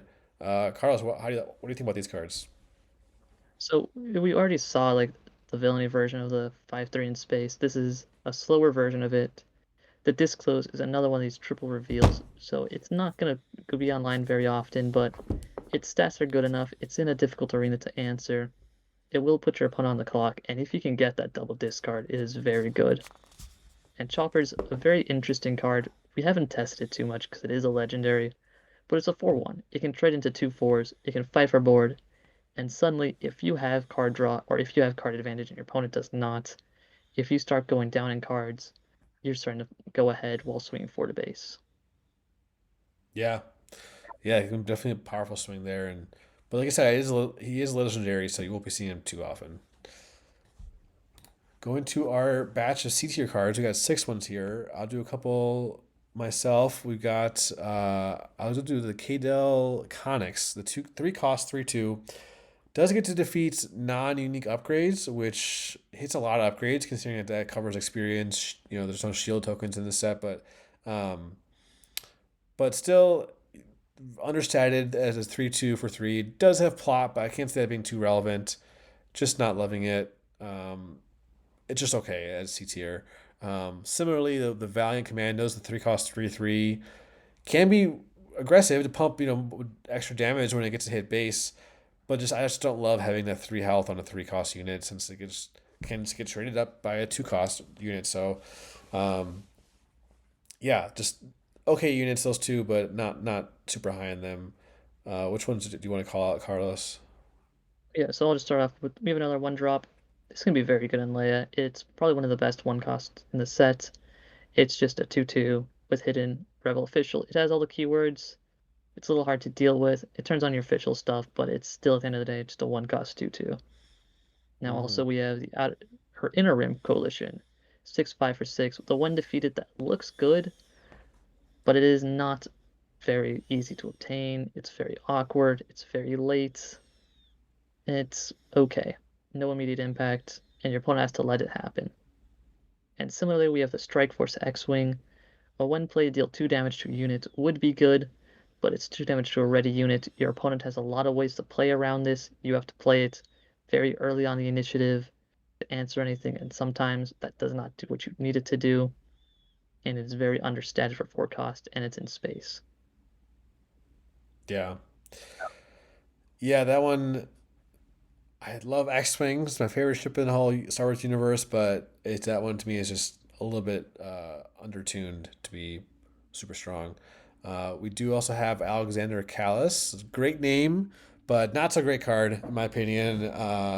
He's decent stats at 7 cost 6/6, not amazing, but then um, does have win played, but it's not always the greatest win played because it does 2 damage, only 2 damage to 3 ground units, and only has ground units too. If it hit space, maybe we'd be talking a little bit more, but yeah, I tried this card out even in constructed, and just wasn't super impressed. I think it just doesn't do enough for the cost, and yeah, it just when you get to that late in the game, you got to be doing more with your cards. So again, not absolutely awful at C tier, but not great. And moving on, going to our D tier, just one card here. We have one way out, which there is a pump to attack with a unit and get +1 and overwhelm, and technically lets you make your defender lose abilities, but to me it's just kind of a weak pump, and maybe that's not as needed and limited as in constructed, so I'm not as high in this card. It's giving it a Right, D. there's also not a lot of when defeated. You can't consistently say you want it now. Sure, if you go up against like Nemec or these like other decks that are built around when defeated, it's an okay answer to it, and that's the only reason you'd play it. The +1 pump is not very good. Yep. And we have two F tier cards here. We've got the Aggression Breeds Rebellion, which is another of several of these cards that you pay a bunch and draw a bunch of cards that just aren't good enough in a game where you draw 2 cards every single round by default as it is. So, and because this one, on top of being just drawing cards, is very conditional because a friendly unit has to be defeated while attacking. So even though you do get a nice return, 3 cards for 3 resources, just just isn't needed really in limited in my opinion, and just hard to pull off. And that makes Manifesto, Carlos. Why is that one in F tier? All right, now we've talked about +1/+1s being experienced with upsides, and that's the case here. However, this costs a card from your hand, and it is not doing a lot to make up for that. It cannot be attached to a vehicle unit. Attaching it gains rebel traits, which there's no rebel payoffs in this set, Hmm. but it gains when defeated, deal 1 damage to each enemy base for each other friendly rebel units. There's not a lot of rebel units. You can't build around this, and it's just often not worth the card from your hand. It is legendary, so if you open it, it's not the biggest hit to your pool. So that's our aggression heroism tier list. Going now to the mono aggression, we've got 3 S tier cards. Carlos, what we got here? I'll start off with one of my favorite from the aggression. It's Let's Call It War. It's a card that I'm trying to convince everyone is a very good card outside of limited as well. For 3 Mhm. cost, you can do 3 damage to a unit, which is 1 below open fire, but then if you have the initiative, deal 2 damage to another unit in the same unit's arena. So suddenly this is a 3 cost removal that can start 2 for 1ing, either killing units right away, which is very common with these low break points, or it can soften up units for trades. Yeah, to me, this card is maybe the best removal card in the whole set. Like, it does require initiative, but I think just for the what you're getting for the cost is just so good, and it feels great when you can line up the 2 for 1 on your opponent's board. Um, yeah, another card that I've talked about on this channel is Aggressive Negotiations, which I talked about in regards to Hantu Blue. But even in limited, I think we is a very strong card. The fact that it scales up based off your hand, like no other card can do anything quite like that. So this is very flexible because it can be a late game closer to push it, some massive lethal, or it could be a very surprise like trade up. Like I've had it games where I traded up into a leader with like a 2 or 3 cost unit with aggressive negotiations, and so yeah, I think the flexibility gives it a lot of power and lets you do a lot of different things. Um, Kind of similar to Sudden Ferocity because I think Sudden Ferocity, which is a 3 cost plot upgrade, it gives only +3 attack. But that gives some flexibility because you can stash it in your row and throw it on your leader when you flip, or you can hold on to it to be as like a slow surprise strike.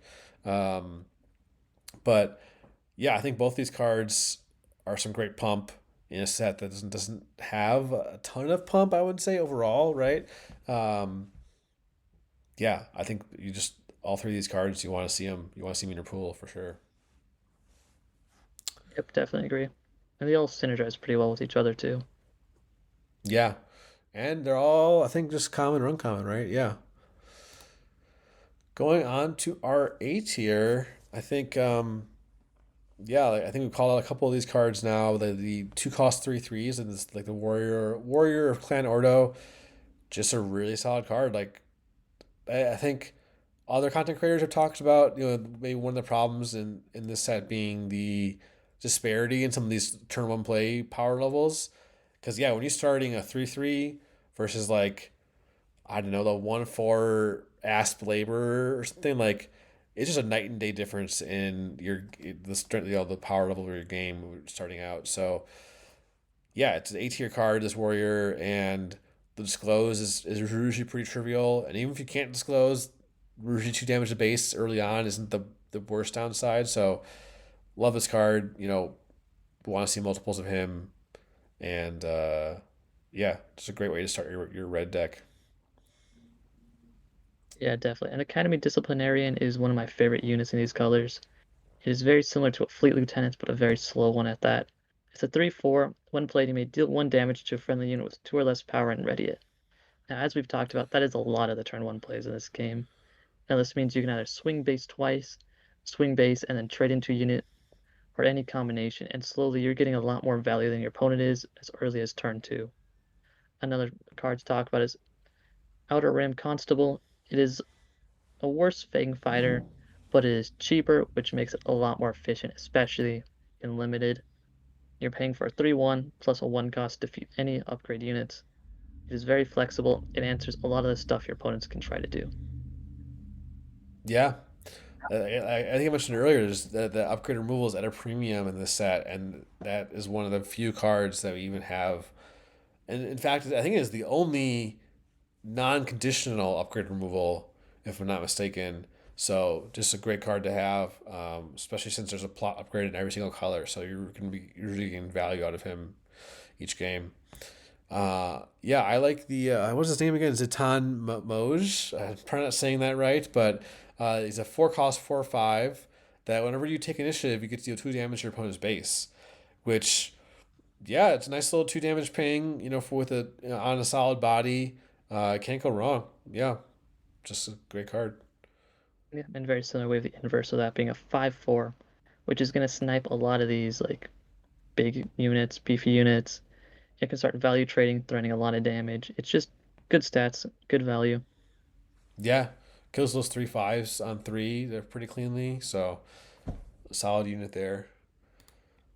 And in the B tier here, we've got a couple units. Crosshair, the 2 cost 2/3, which again, as we've mentioned a couple times now, 2/3 for 2 is just weak. I guess like I was just saying a minute ago, it just feels very bad into all these 3/3s that we're getting. So even though he has a good ability with his on attack, letting you ping base for more damage, just the 2/3 stat line makes it difficult. But Still a very solid card at B tier, so I'm not unhappy. And we got a couple of vehicles here, Carlos. Yeah, so these are both going to be 5 cost units that are going to ping boards.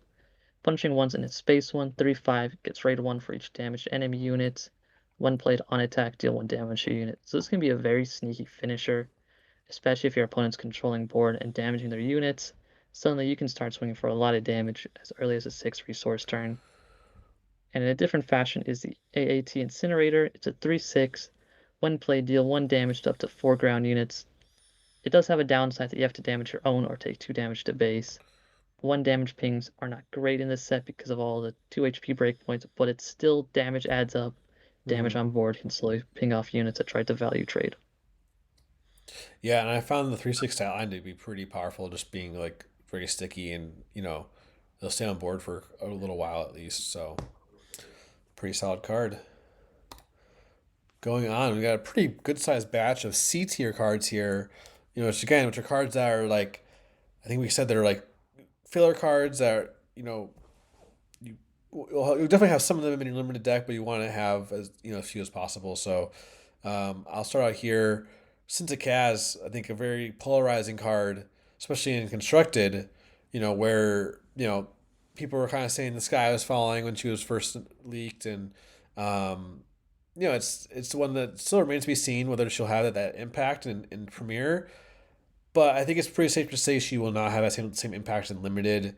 For one, I think 6 to play leaders are not as great. Outside of like Leia, and if you're playing Leia, you don't usually want to be playing Leia red. So um, there's not great that many great pairings for Cinta in terms of leader combinations, but um, still a solid card, but is understated. Because of the ability. So yeah, I think it's one where it's just a decent C tier card. Yeah, we can start knocking off a couple of these. The Starhopper, 2/3 in space, fine stat line. There's better, but Hmm. in space, 2/3 is a lot better than on the ground. We have Reckless Rebel, which is a 2/1, 1 cost, so it's okay. It has Saboteur, which is not very relevant in this set, but just another okay 1 drop. We then have a couple of these other slow 6s. We have Sagara's U-Wing, which can allow you to action cheat as well to get multiple attacks off. It can be a solid finisher. It has Saboteur, but it is very slow. Same with Republic Walker. It does an action cheat, but is a 7/6 overwhelm. So this is very big. It's running over any sentinels your opponent's playing. It's pushing damage, but overall very slow and not immediately impacting the board. Yep, definitely. And a couple different ones. We got a couple events here. With disclose. There's the what is it called? The unauthorized investigation. You get to get 2 spy tokens for 3 if you can disclose a red card, which is okay, but you typically don't want to be doing this, especially on turn 2, just creating 2 spy tokens since they can just get traded away for free. So just kind of a mid card. And charged with treason is great. 4 cost, deal 5 damage, but just the main downside, like you said a couple times now, the double disclose can be tricky.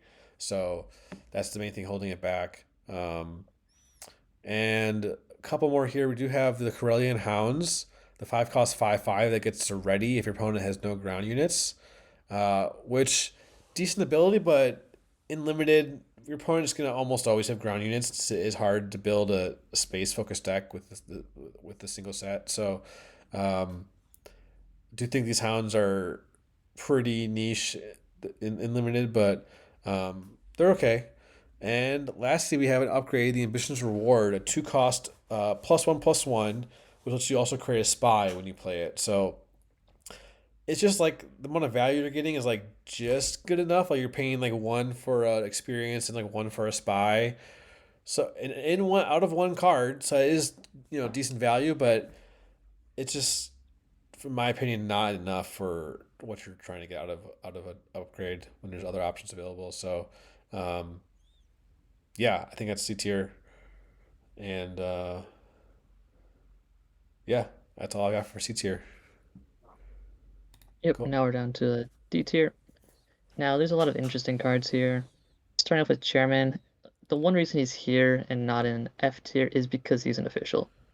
Now, his when a Mm, player draws one more card is just about never going to get off in those colors, especially if you're playing Mothma, because you're very much just a rainbow deck. But a 3 cost 2/6 is playable enough in a very common leader that you can take it if you want it. Topless Summit is going to be an awkward one. There's a lot of trading, a lot of trying to 2 for 1 and value trade your opponent's board, so this can be a very sneaky card, but it's just not consistent enough. mm. Yeah, I agree. And just like, unlike other constructed decks like Kira, which could take advantage of this, like there's not really consistent ways. So, and the fact that it hits your units as well could be a big downside. So it makes it tough. And yeah, and then that Starfighter to me is just kind of a boring card. Like a 2/3, great. Like for three, like sure, maybe I'll play it, but generally want to be doing other things because even with the grid, it's not gonna be doing much for a while. So Alright. If your opponent starts off early space, this is a good sideboard consideration if they have multiple 1 drops or, the 2/2s in space we've mentioned. But outside of that, it's not going to be doing much for the 3 resources. There's much better options. yeah, and now going into our F tier for aggression, we got a couple events, Carlos. Yeah, so like these are events that I've tried. Pursue the lead, choose a player. That player discards a card from their hand. If it costs 3 or less, create a spy. Now, discard is okay, but it's not great when all you're doing is creating a spy with it. If you create a spy, your opponent has agency if you hit their hand, otherwise you're 2 for 1ing yourself for a very expensive spy. And it's not over yet has been a very awkward card. You may ready a unit that didn't attack or enter play this phase, and you create a spy token. Again, 2 costs for a spy token if that's all it does. It's not great. And using this card has been very awkward for me. There's very little times I'm able to actually ready anything, if at all. Yeah, just very conditional, very niche, just unplayable coaster.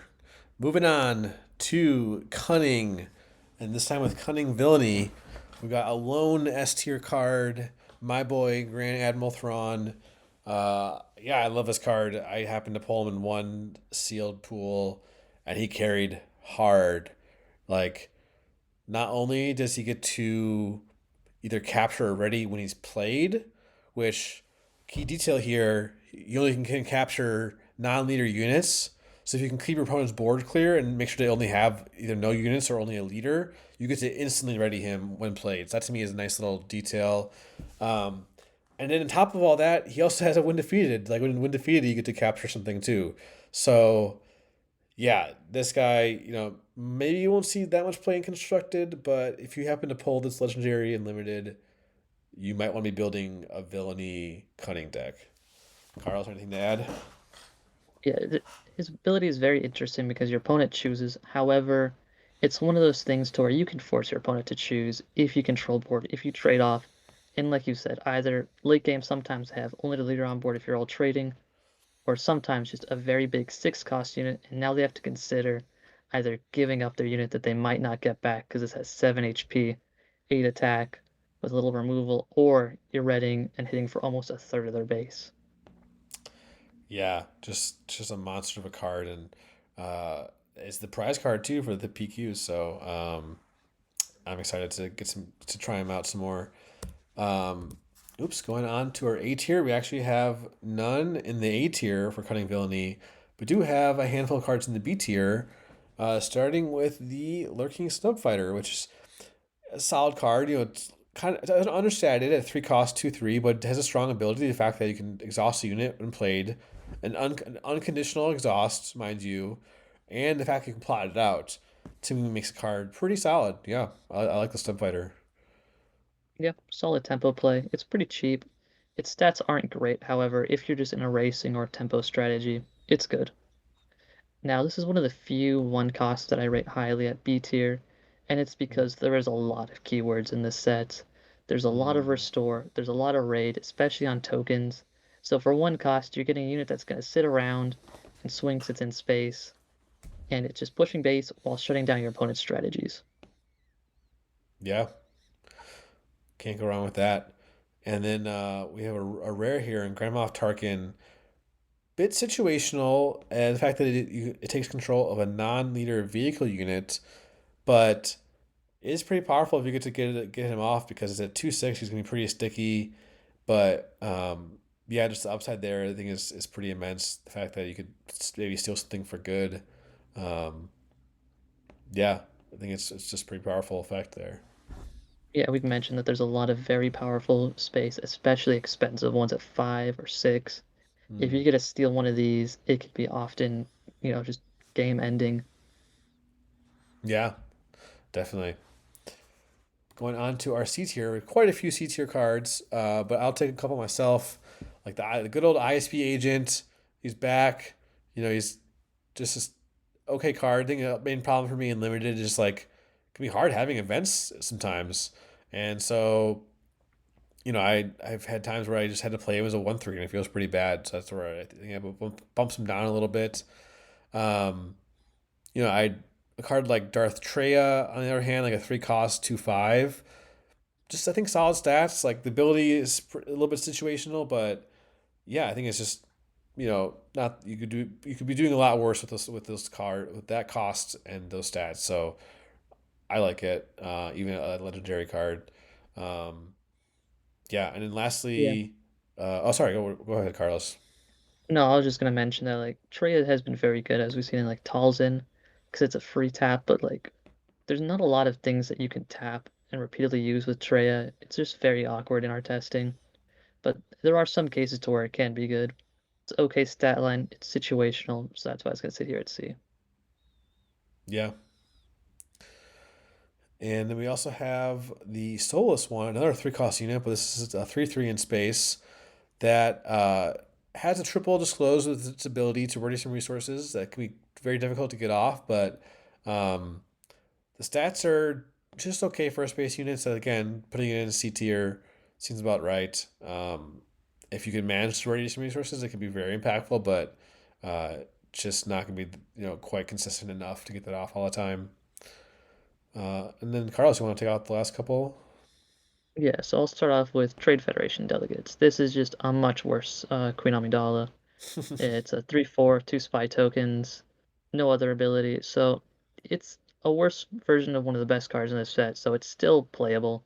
There's Hmm. not much you can be doing in Yellow Villainy. It goes wide, it puts board pressure, so it's okay. And then we have Garindin, which is a 1/3. This card can be very hit or miss. There's a lot of disclose in this set, and it has plot. So if you're able to snipe important cards, especially like if the layup player slips up, or that's all they have to disclose, you can steal some of their bombs, their plays for the turn, and brick them entirely. So it's a card you have to respect. If you know what you're doing, it can have good highs. Otherwise, a 2 cost 1/3 is not doing a lot. And we have Arrest, which can be a good card. I'm very iffy on this one because a lot of the times it's just a 2 cost exhaust. Your opponent's Hmm. not often playing upgrades on their units. If they do, this is a very good punishment for it. But otherwise, this is just a good way to remove a blocker or just tap down a unit. And fully armed and operational is another rare situational event. If an opponent attacked your base during the previous action phase, play a unit from your hand and give it ambush. It also has plots, which means, as we mentioned, ambush is very good in this set. It's a cheaper timely intervention a lot of the times, but it's very conditional because your opponent has to attack your base, which is very hit or miss early on, and sometimes late games it might be too slow and you need the right answer. But it has good upsides, but it's just a situational ambush card. Yeah, yeah. I think we're seeing. I think with this particular card pool with Cunning and Villainy, that like majority of these cards are just a bit too situational for my taste. And going on to our D tier, again, situational cards. Like no one ever knew the 2 cost event that gets to exhaust an enemy unit for each friendly official unit, which seems like it could be great to like tap your opponent's whole board, but you have to have officials and you have to have the initiative, and there's just a lot of ifs and conditions that make it hard to pull off. And then kind of on a similar note, General Grievous, the 2 cost 3/3 with hidden is a great turn. Is one of these you think would be graded higher? Is oh, it's one of these 2 cost 3/3s, but then you read the card and it gets sent back to hand whenever it gets attacked. So he's not really helping you fight for board, at least defensively. So I think he's just tough to play. I don't know if you think anything to add, Carlos. Yeah, I that card confuses me. I'm not sure what it's meant to do. If your opponent just consistently swings into it, you're just tapping two resources to exhaust a unit. And it's the opponent's choice. They'll obviously like put a 1/3 into it or something. And then Right. touching on No One Ever Knew, it has good upsides. It's a card that we've found it very awkward to rank because if you have a lot of officials, it can be very powerful, right? We've seen cards like Outmaneuver be good. Like a single exhaust is good for two often. A multi-exhaust can be very backbreaking and insane tempo. But because you need a wide board of officials in yellow, which has very weak stats and not a lot of good officials, you're relying on a lot of ifs and a lot of hoops to jump through to be a good card. Yeah. And lastly, F tier, nothing for Cunning Villainy. So we will move on to our Cunning Heroism S tier, which also has nothing in it. So move on once again to the A tier for Cunning Heroism. And first off, we got Obi-Wan Kenobi, this legendary 4 cost 4/5. It does have an ability that lets you possibly play your opponent's card after discarding it off the top of their deck, but that's to me is a bit situational. I think just to having really good stats, the 4/5 for 4/5 is pretty solid. Um, I actually like his ability more in limited than constructed, just because the fact that in constructed you're getting your opponent's specific cards that you put in their deck to synergize with their deck. Versus limited, they might have just like random cards that you could actually get value out of playing yourself. So, um, yeah, I think the upside is pretty good for him in limited, and yeah, I'd be excited to pull him as a legendary. And yeah, but moving on, Carlos, how do you like Bale? Yeah, Bale's a card that I've loved in testing this set, but discarding from your own hand to create a spy token is not always great if your opponent can like immediately answer these spy tokens. But if they go space, you can easily snowball with Bale and suddenly have a massive board out of nowhere. You don't care too much about your hand size, you can get away with discarding one or two cards, and suddenly this is a 2 cost, 2/4 that created two spy tokens, which is very comparable to a card like Queen Amidala. Yeah, no, I think it's something that if you leave him unchecked, he can get a huge advantage for you. So, um, great card. And then last but not least, this is the Light Maker here. Another legendary card. The 5 cost 3/4 with raid 4 swings for 7, and has the when defeated to exhaust your opponent's units in an entire arena. So, um, yeah, I think this card's great. Again, being a legendary, you won't see it too often, but smashing for 7 on 5 resources to me is just massive. So, Yeah, if you're able to trade it at your own will and like take out a coronet and tap down your opponent's entire board, it's very good. It's awkward to rank because it's very situational, right? And there's a lot of 4/4s, 4/5s that we mentioned. Your opponent can free clean this. Your opponent can also choose when they do so to minimize impact, but it has a lot of highs and it's a very strong card if left unchecked. yeah. Moving on to our 5 B tier cards here in Cunning Heroism. We have the Blue Ace, the 4 cost 4/5 ambush space units. That does have a pretty significant downside of on attack. You have to ready an exhausted enemy unit. But if you can attack with this or play this on the first action of a round, there's no downside at all. And suddenly it just becomes one of the best units in the game. So I'm pretty high on this card. Carlos, I think you had a little bit of hesitation, right, about a blue ace. Right, it's because when you like lose initiative, like a lot of times happen to where your opponent, just based off the way the game flow states happens, his blue ace becomes very awkward. When there's nothing like you can ready a spy token that feels fine or like a one attack unit to minimize damage, but there becomes a lot of situations where you don't have control and you're forced to sometimes just let it not swing at all and suddenly you skip your 4 resource turn. A good upside is you can ready whatever you're attacking into because you can choose. So you can ambush into like any space thing, ready that, kill it, minimize the impact entirely, or even like outside of ambush on the 5 resource turn, swing in, untap whatever you're attacking. But it's very awkward, and I don't like cards that have like they force sequencing that I don't want, basically. Sure. Yeah, no, that makes sense. Yeah, I can definitely see that. Yeah, and I'll go over a card that I really want to talk about. It's the Mandalorian. This was a Mm. card that when we talked about it, one that I wanted to almost put in S tier, because the more you read it, the more it's good. But it's an 8 cost unit ambush. It's a 6/8. When this unit attacks and defeats unit, you may choose an enemy non-leader unit and this unit captures it. Now the key plays you can do is ambush into a weak tiny unit and then capture one of your opponent's biggest units, creating an insane 2-for-1, but it requires a good unit to ambush into and kill, and it requires a second target.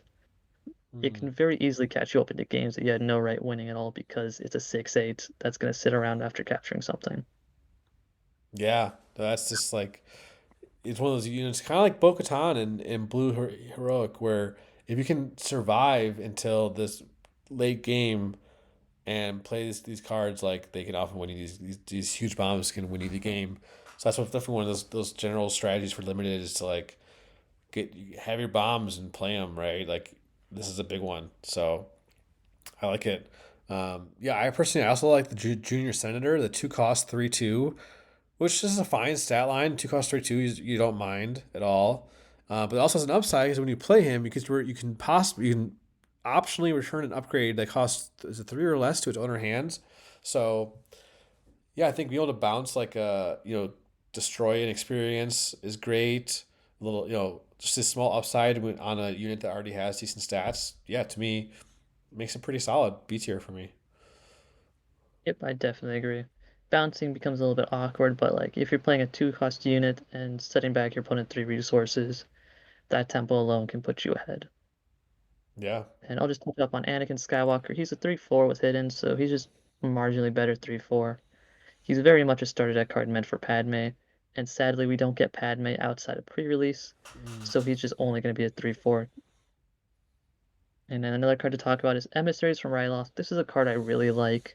Now, while giving your opponents like shrinking their attack alone is not always good. You want to be hitting their HP a lot of the times, but this is a 4/6 which can have solid tempo plays. The back and forth nature and trading of limited means you can shrink any unit, value swing into it, and 2-for-1 them without dying. It's just good. It has immediate impact. It can either race or allow you to clean up stuff. Yeah, definitely. I think you mentioned, a little while ago that these 5 cost units in general need to be doing something when played. This one does qualify, so Right. I like that. Also an And official, so that easy is to true. splash. Yes. And going to C tier now. Yeah, what do you want to call it first, Carlos? Yeah, so I'll start off with another starter deck card. It's just a 1 cost, 2/2, on attack, discard a card, draw a card. A free cycling, which means, you can filter out your hand a little bit. It's okay. It has Naboo traits, doesn't have official traits, so it's just another 1 cost. Bravo Squadron Fighter is just another one of those 2/3s in space. It's there because it's okay stats. It's not doing a lot, but, a turn 1 play is better than no turn 1 play. Yeah, you're right. And yeah, and it's definitely much better on space than in ground, right, with these stats. So there's that. Yep. Um, I have mixed feelings about the Rebel Propagandist, the 2/4 3 cost unit. That is, when played and when defeated, you get to give another unit +1 and Saboteur. And yeah, I think it's just a little bit awkward because the fact that it's only for the phase when you play him and then when defeat him, as opposed to like an ongoing effect like a BD1 or the droid. I'm totally blanking on the name, but Huyang, like these other cards that give these permanent buffs. I just feel like this is a little bit awkward, like because you're getting a 2/4 for 3, which is understated, but you do get that temporary buff. So he's to me, it's just okay. Like maybe he's best fits in like a Mon Mothma deck because you can splash him as yellow. Um, but it's just an okay card, and I think similarly, Tala, the 3 cost 3/3, um, does give other units hidden, which is pretty powerful to help you push damage and secure a board. But just again, a little bit understated, for what you're getting, and that's why I want to put her above C tier myself. Yeah. And then I'll touch on Stolen Starpath unit. Now this card is a little bit easier to run in constructed because you know what your opponent's deck's doing a lot of the times. If they're on a Mm. meta deck, you can easily call their curve. In limited, they can be running anything, like literally anything. There's a bunch of cards. There's no way to know what they pulled and what they put in their deck. Disclose does give us a little bit of benefit. It is just a one cost experience token with upside, so if you disclose and make a single spy token, that's fine.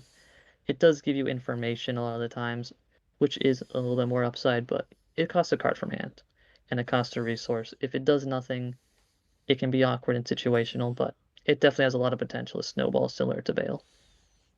Yeah, and like I said, if you get that hand knowledge, like this card just like gets turned up a notch to another level. So second to last, we got the D tier here, which is just Hunter. The six cost 7/6, and I think he suffers from something a lot of cards that above this cost do is just the non board impacting big drops. I said that a little awkwardly, but these big cost, high costed cards that don't do anything when they're played are just difficult. They're this is a big unit, a 7/6 saboteur. Does have an on attack that debuffs the defender, but to me, it's just not good enough for your big bombs you want to be playing late in the game. Yeah, so if you want a big bomb in these colors, it's a good card, but it's not doing immediate impact and it's very slow. Yep, and F tier, we have one card here. Yeah, so people are going to hate on this potentially if they don't have too much experience in limited, because this is one of the best cards in this set, especially if you're on like a Padme deck in Tarkin Town. It can be very strong, but if you look at that, it's disclose yellow, yellow, yellow, heroic, heroic. That is five disclose. We've talked about two being hard to do. It's near impossible to pull off in any deck. You would have to be close to mono yellow. You need about like 60 to 70% of your deck to be yellow to consistently hit this. It's just not very feasible, especially when we've mentioned yellow is not a color you want to be basing yourself off of because of the weak stat lines and weak cards overall. Yep. I got nothing else to add. You hit it right, nailed right in the head. So we'll move on to the mono cunning. Again, we've seen this before. These mono aspect cards, no S tier, and in fact, I think we're seeing, and I believe that cunning is the weakest of the four aspects in this set, and so accordingly, we only have three A tier cards. But my personal favorite is the Loan Shark, the four cost of official, the 2/5 with ambush and raid one.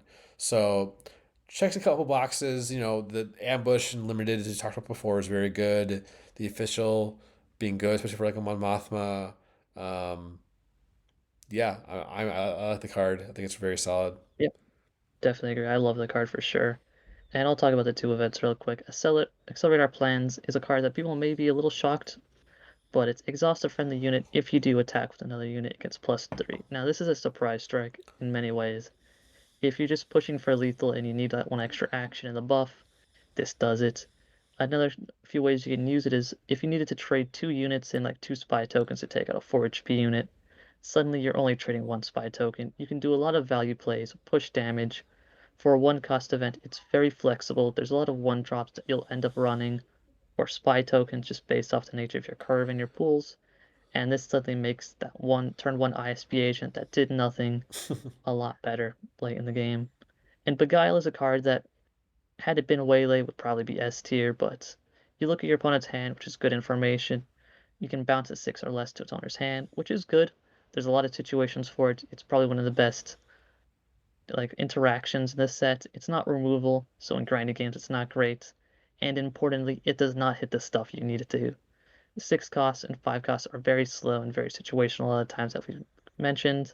The good ones have strong when played, and it's not hitting these 7, 8s, and 9s that you need to get off the board a lot of the time. But it's still good. Like bouncing anything 6 cost for 3 gone from board is, just good value, right? Trading 3 for 6. Yeah, and it has the synergy with the Stolen Starpath unit we were just talking about with that hand knowledge. So there is that, that extra upside. So we can go on to our B tier for Mono Cunning, and I think of these, my favorite is Vizago. I can't say his first name, but Vizago is his last name. The three cost 3/4. Whenever he attacks, you get to reveal the top card of your deck, and then your opponent has to choose. They either let you draw that card, or to pay a or to get to pay a resource. So really a win-win. You either get to draw a card or make your opponent play off curve. So yeah, I think this is one of those rare cards where letting your opponent choose is just fine because you don't usually mind whichever option you get. So, and then a 3/4 for three, slightly understated, but I think the ability makes up for it. So I like Vizago a lot. Um, I also mentioned the five cost Vel Sartha, I think her last name is, um, which doesn't do anything when played. So it kind of goes against what we're talking about because it's a 4/6 for five with raid two, but does debuff all exhausted enemy units when they're defending. So I think it's solid. It's B tier, not A or S tier, because it's decent stats without impacting the board right away. But yeah, I like it. Yeah, it's at that spot where you can get away with having good stats, a decent ability at 5. Had it been a 6, it would have been a lot worse. But we also have a couple other stat line cards. We have the Emissary Shuttle. It's a 2/4 for 2. It's much better than these 2/2s and 2/3s we've seen. Mm-hmm. The when defeated is not super relevant as the nature of limited. A lot of the times you're not always maximizing your resources, so that's okay. Hired Slicer is a 3/4. However, its ability is much more situational than Vizago. I've tried it multiple times. You can't consistently get the effect to go off, but when you do, it's very good. And the final 3 cost is Ebon Hawk. I love this card if you're in Heroic. It is much worse in Villainy, so keep that in mind. But I mean, even in Villainy, you are starting to clean up any early space if you need to. But I mean, hitting for 5 damage on 3 in Heroic is very good. Yeah, definitely. I don't think I have anything else to add. Let's see. There's just Bog Down, which is just a double tap for 1 card. So if Oh, you need a race, if you need tempo, it's fine. Disclose 1 yellow is not a huge tax, so it's okay enough to where it's decent enough tempo plays and interaction. yeah, that's a good point. Yeah, definitely. And then we got a good chunk actually a pretty good chunk of cards for our Cunning C tier. And yeah, I'll cover. We got a couple of one drops here. There's the A Wing, the one cost 1/2 with raid one, and then this the Canyon the runner Skyhopper, the one cost ground unit. That's a 1/4. Yeah, we've talked about a couple other one cost cards a few times now, and it just in constructed you can run these decks do double one drop starts, but you just really can't. I think Carlos mentioned that already. You really can't do that in limited. So um, in the rare case where you get a pool with a bunch of one drops, these can be pretty good, but in a vacuum, I would think these are pretty solid. These C tier.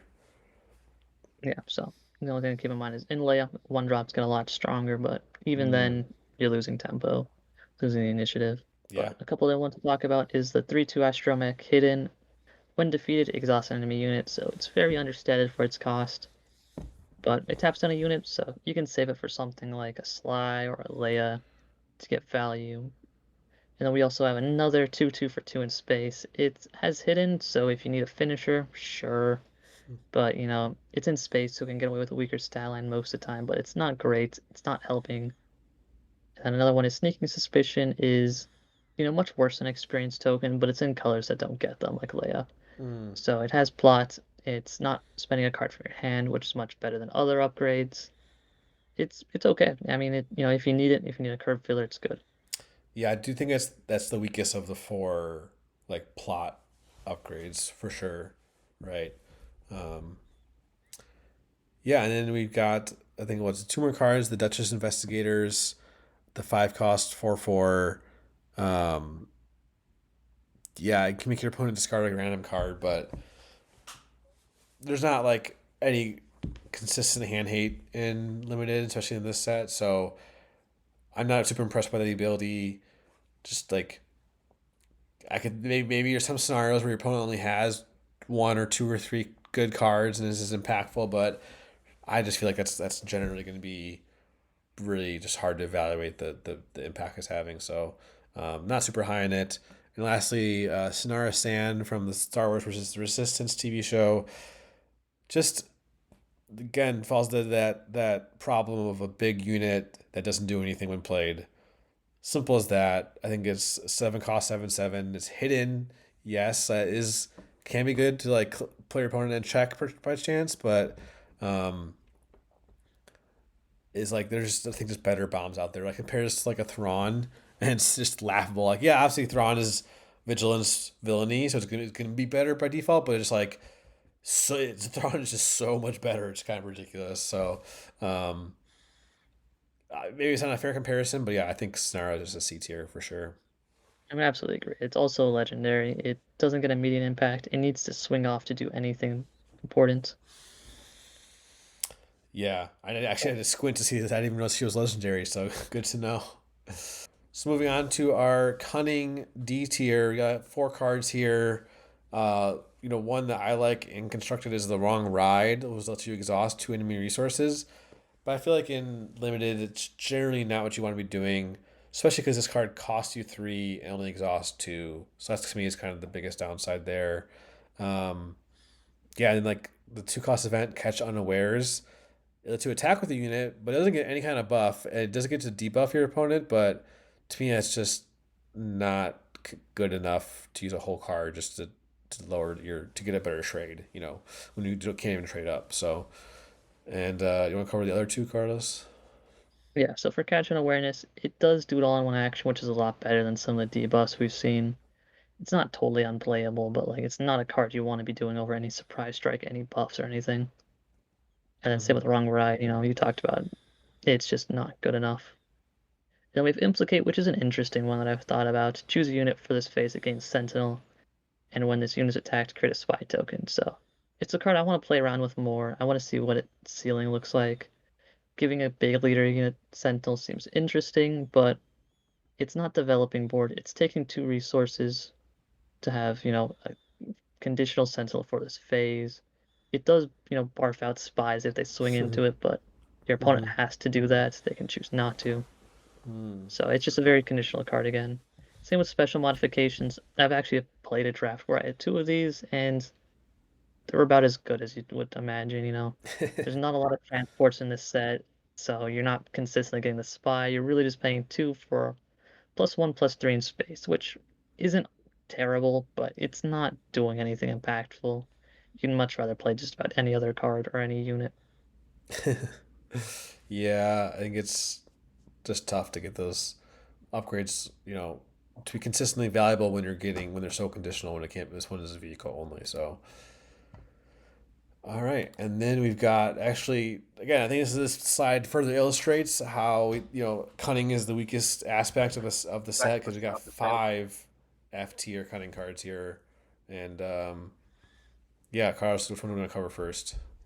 Yeah, I'll go and take out a couple of quick hitters. Kira's Whisper, like we've mentioned before, card draw and doing nothing else is not great. You're filtering out your hand, but you're seeing two cards a turn anyways in a 30 card deck. I don't think it's necessary. It's just not great. You shouldn't be playing it if you have any other choice. We have the O5 Exhaust Resource. Maybe I'm hating this more than other people, but I feel like in Limited especially, you're not always maximizing your resources, so playing off curve is not always bad. A lot of the times, like you can get away with it because it means your opponent skipped turn one if that's the case. And Mm-hmm. especially once they play it around, you know how to resource around it, and that's okay. And then Charge with Espionage is a card that can be a lot better, but as we've mentioned, Double Disclose is very difficult, especially in yellow. You're looking at the hand and discarding a unit from it, and in limited, it's hit or miss, right? Maybe they have a Queen Amidala in their hand or something good, but a lot of the times your opponent's gonna have just mediocre limited units, so you're just taking a turn off.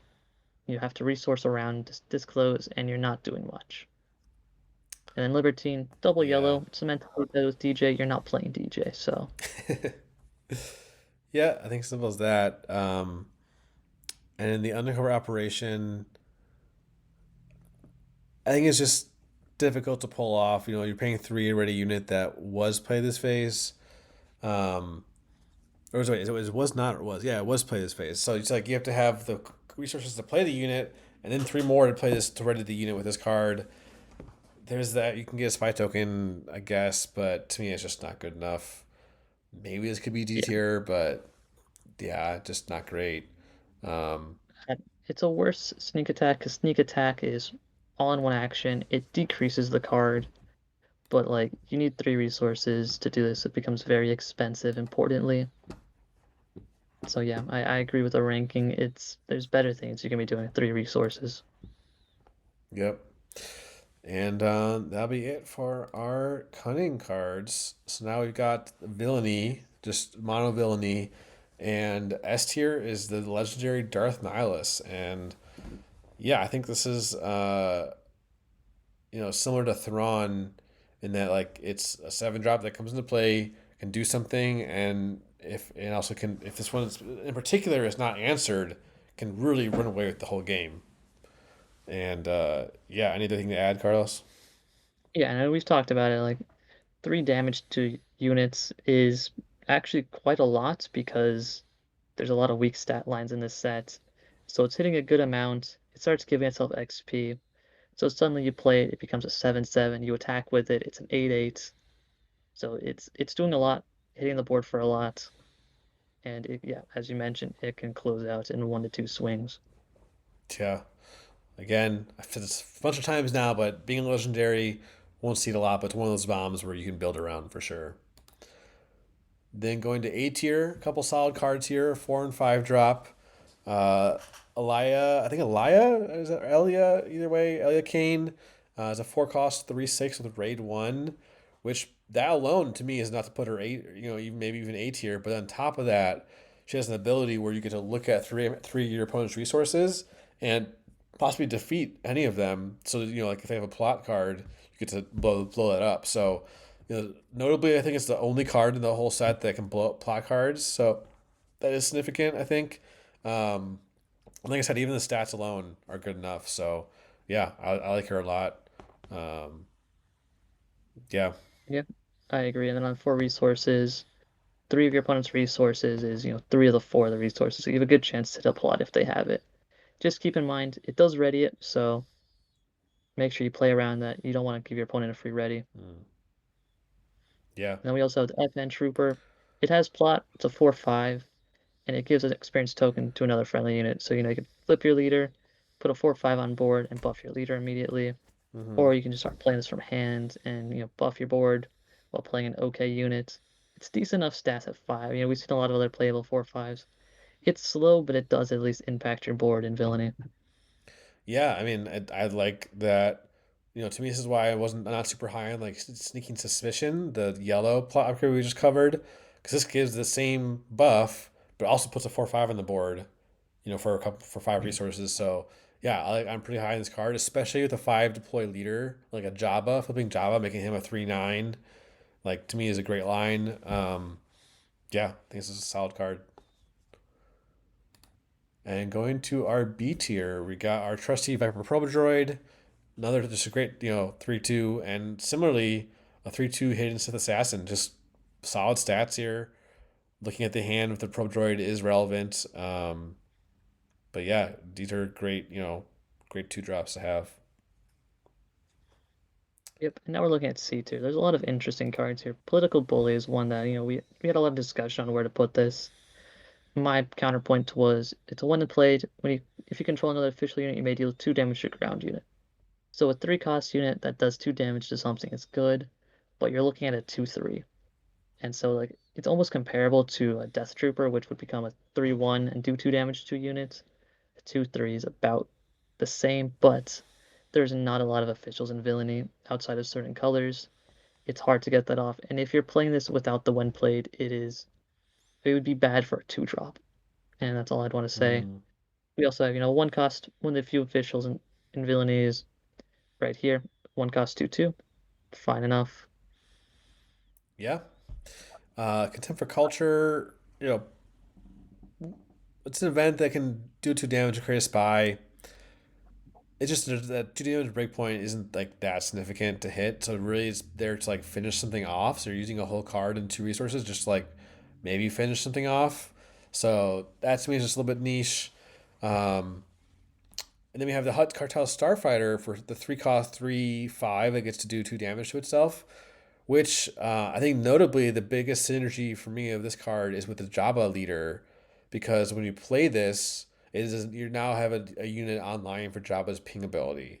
So I actually had a game where that was a crucial play, was being able to play the Starfighter and then ping their like huge space sentinel off with the last damage. Um, that was pretty relevant. So I think that I think in Java this card could be considered like a B tier specifically. But outside of that, I think it's just a 3/3 in space for three. So it's just kind of average. So going on to our D tier, we just have one card. Win has become now, lets you play a plot card outside of leader deploy, but as we've seen, these plot cards are usually a little bit understated. So paying one to play an understated card is just tough to really get enough value out of, because even though you are not playing a card from hand, you're basically drawing a card.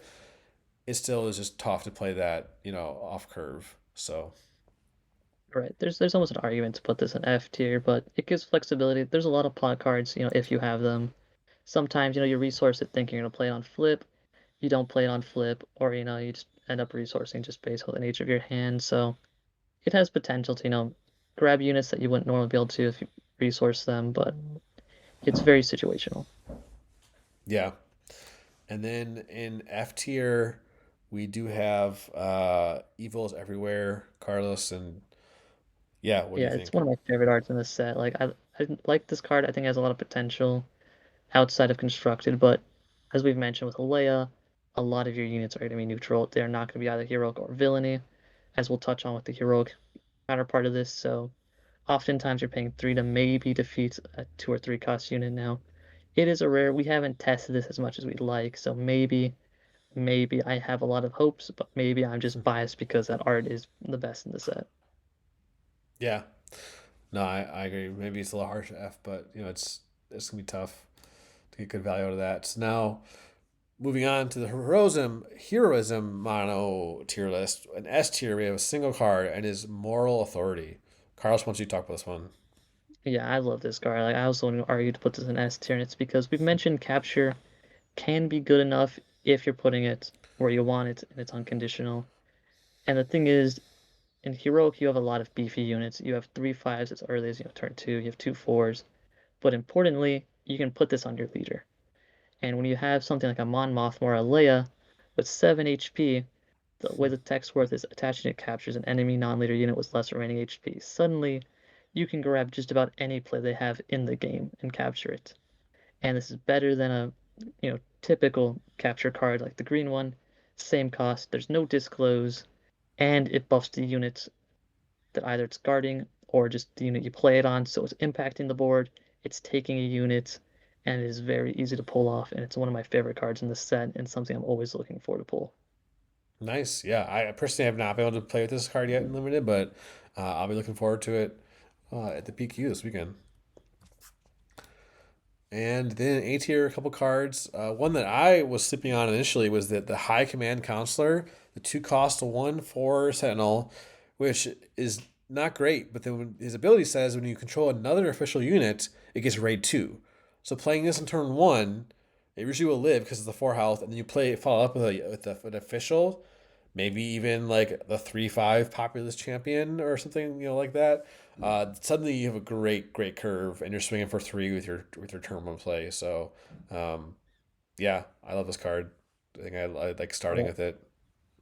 This can like steal the game as early as, turn 1 or 2. Like if your opponent can't answer this and you get the official on, you have a 3/4, which matches very good into a lot of stuff. Yeah, no, for sure. And then another kind of I think surprisingly solid card for me was the heroic arc 170. Because the stats are a little bit understated. It is a 4 cost 4/3, but the ability is quite good because it says if you control a damaged unit, you can then deal 2 damage to an enemy unit, which is crucially unconditional. It doesn't matter whether it's space or ground or whatever the unit is, as long as you have something damaged. Which by the 4 resource turn is usually not too hard to pull off or to like control that, like maybe attack into something. Um, and then maybe finish it off with the Arc 170. So, yeah, I really like this card, and at common, it's not too hard to get a couple copies. So, Yep. And it also has a good stat line. 4/3 is good. 4/3 in space is often even better. And 2 damage ping on top of that. It's a good unit. yeah, Yeah, and then we have remote escort tank. This is another one of those just beefy sentinels. It has plot, so something with Leia can love this because the mono heroic cards can be buffed by just about any cards you have in your hand. So suddenly you can play this sentinel, buff it with Leia. But even outside of that, 5/5 sentinel, as we've mentioned, is very hard for a lot of these weaker stats to get through. Yeah, no, I think it's one of these like mini, just big sentinels that are pretty solid that I like to see. Going on to our B tier, we've got a crate veteran, which we're just talking about 4/3s. This is a 3 cost 4/3 on ground. No ability, so again, in B tier, I think just for the solid stats, nothing crazy there. Um, Yep. and Marva, the 3 cost 3/4, which gives experience token to each friendly rebel unit. Carlos, I think you were already saying how there are a ton of rebels in this set, so there aren't zero, so there could be a chance to get some value off this ability, but it's going to be difficult for sure. All right, but we've already mentioned 3/4s, sit around this B tier because of like the stat line of this set. So really what it is just a 3/4 with potential upside. Even if you get one experience token on something, that's just free value. It's like a card that you would want to run anyways. Yeah, definitely. Going to our C tier now. We've got the Rebel Pathfinder, the reprint of the 2/3 Saboteur. Just an okay turn one play. Could be worse, could be better, that kind of thing. Um, yeah, nothing else to add. Yeah, and then we have B2 MO, and like he's an okay card. Even with Lay, he's a little bit awkward. But a sneaky part about him is on attack, disclose, give Sentinel to something. Now it's heroic, which is still going to be awkward, but has restore. You're really just playing it as a one cost unit. But like we mentioned, it's sticky, it heals, and it has potential upside, so that's why it's here at C.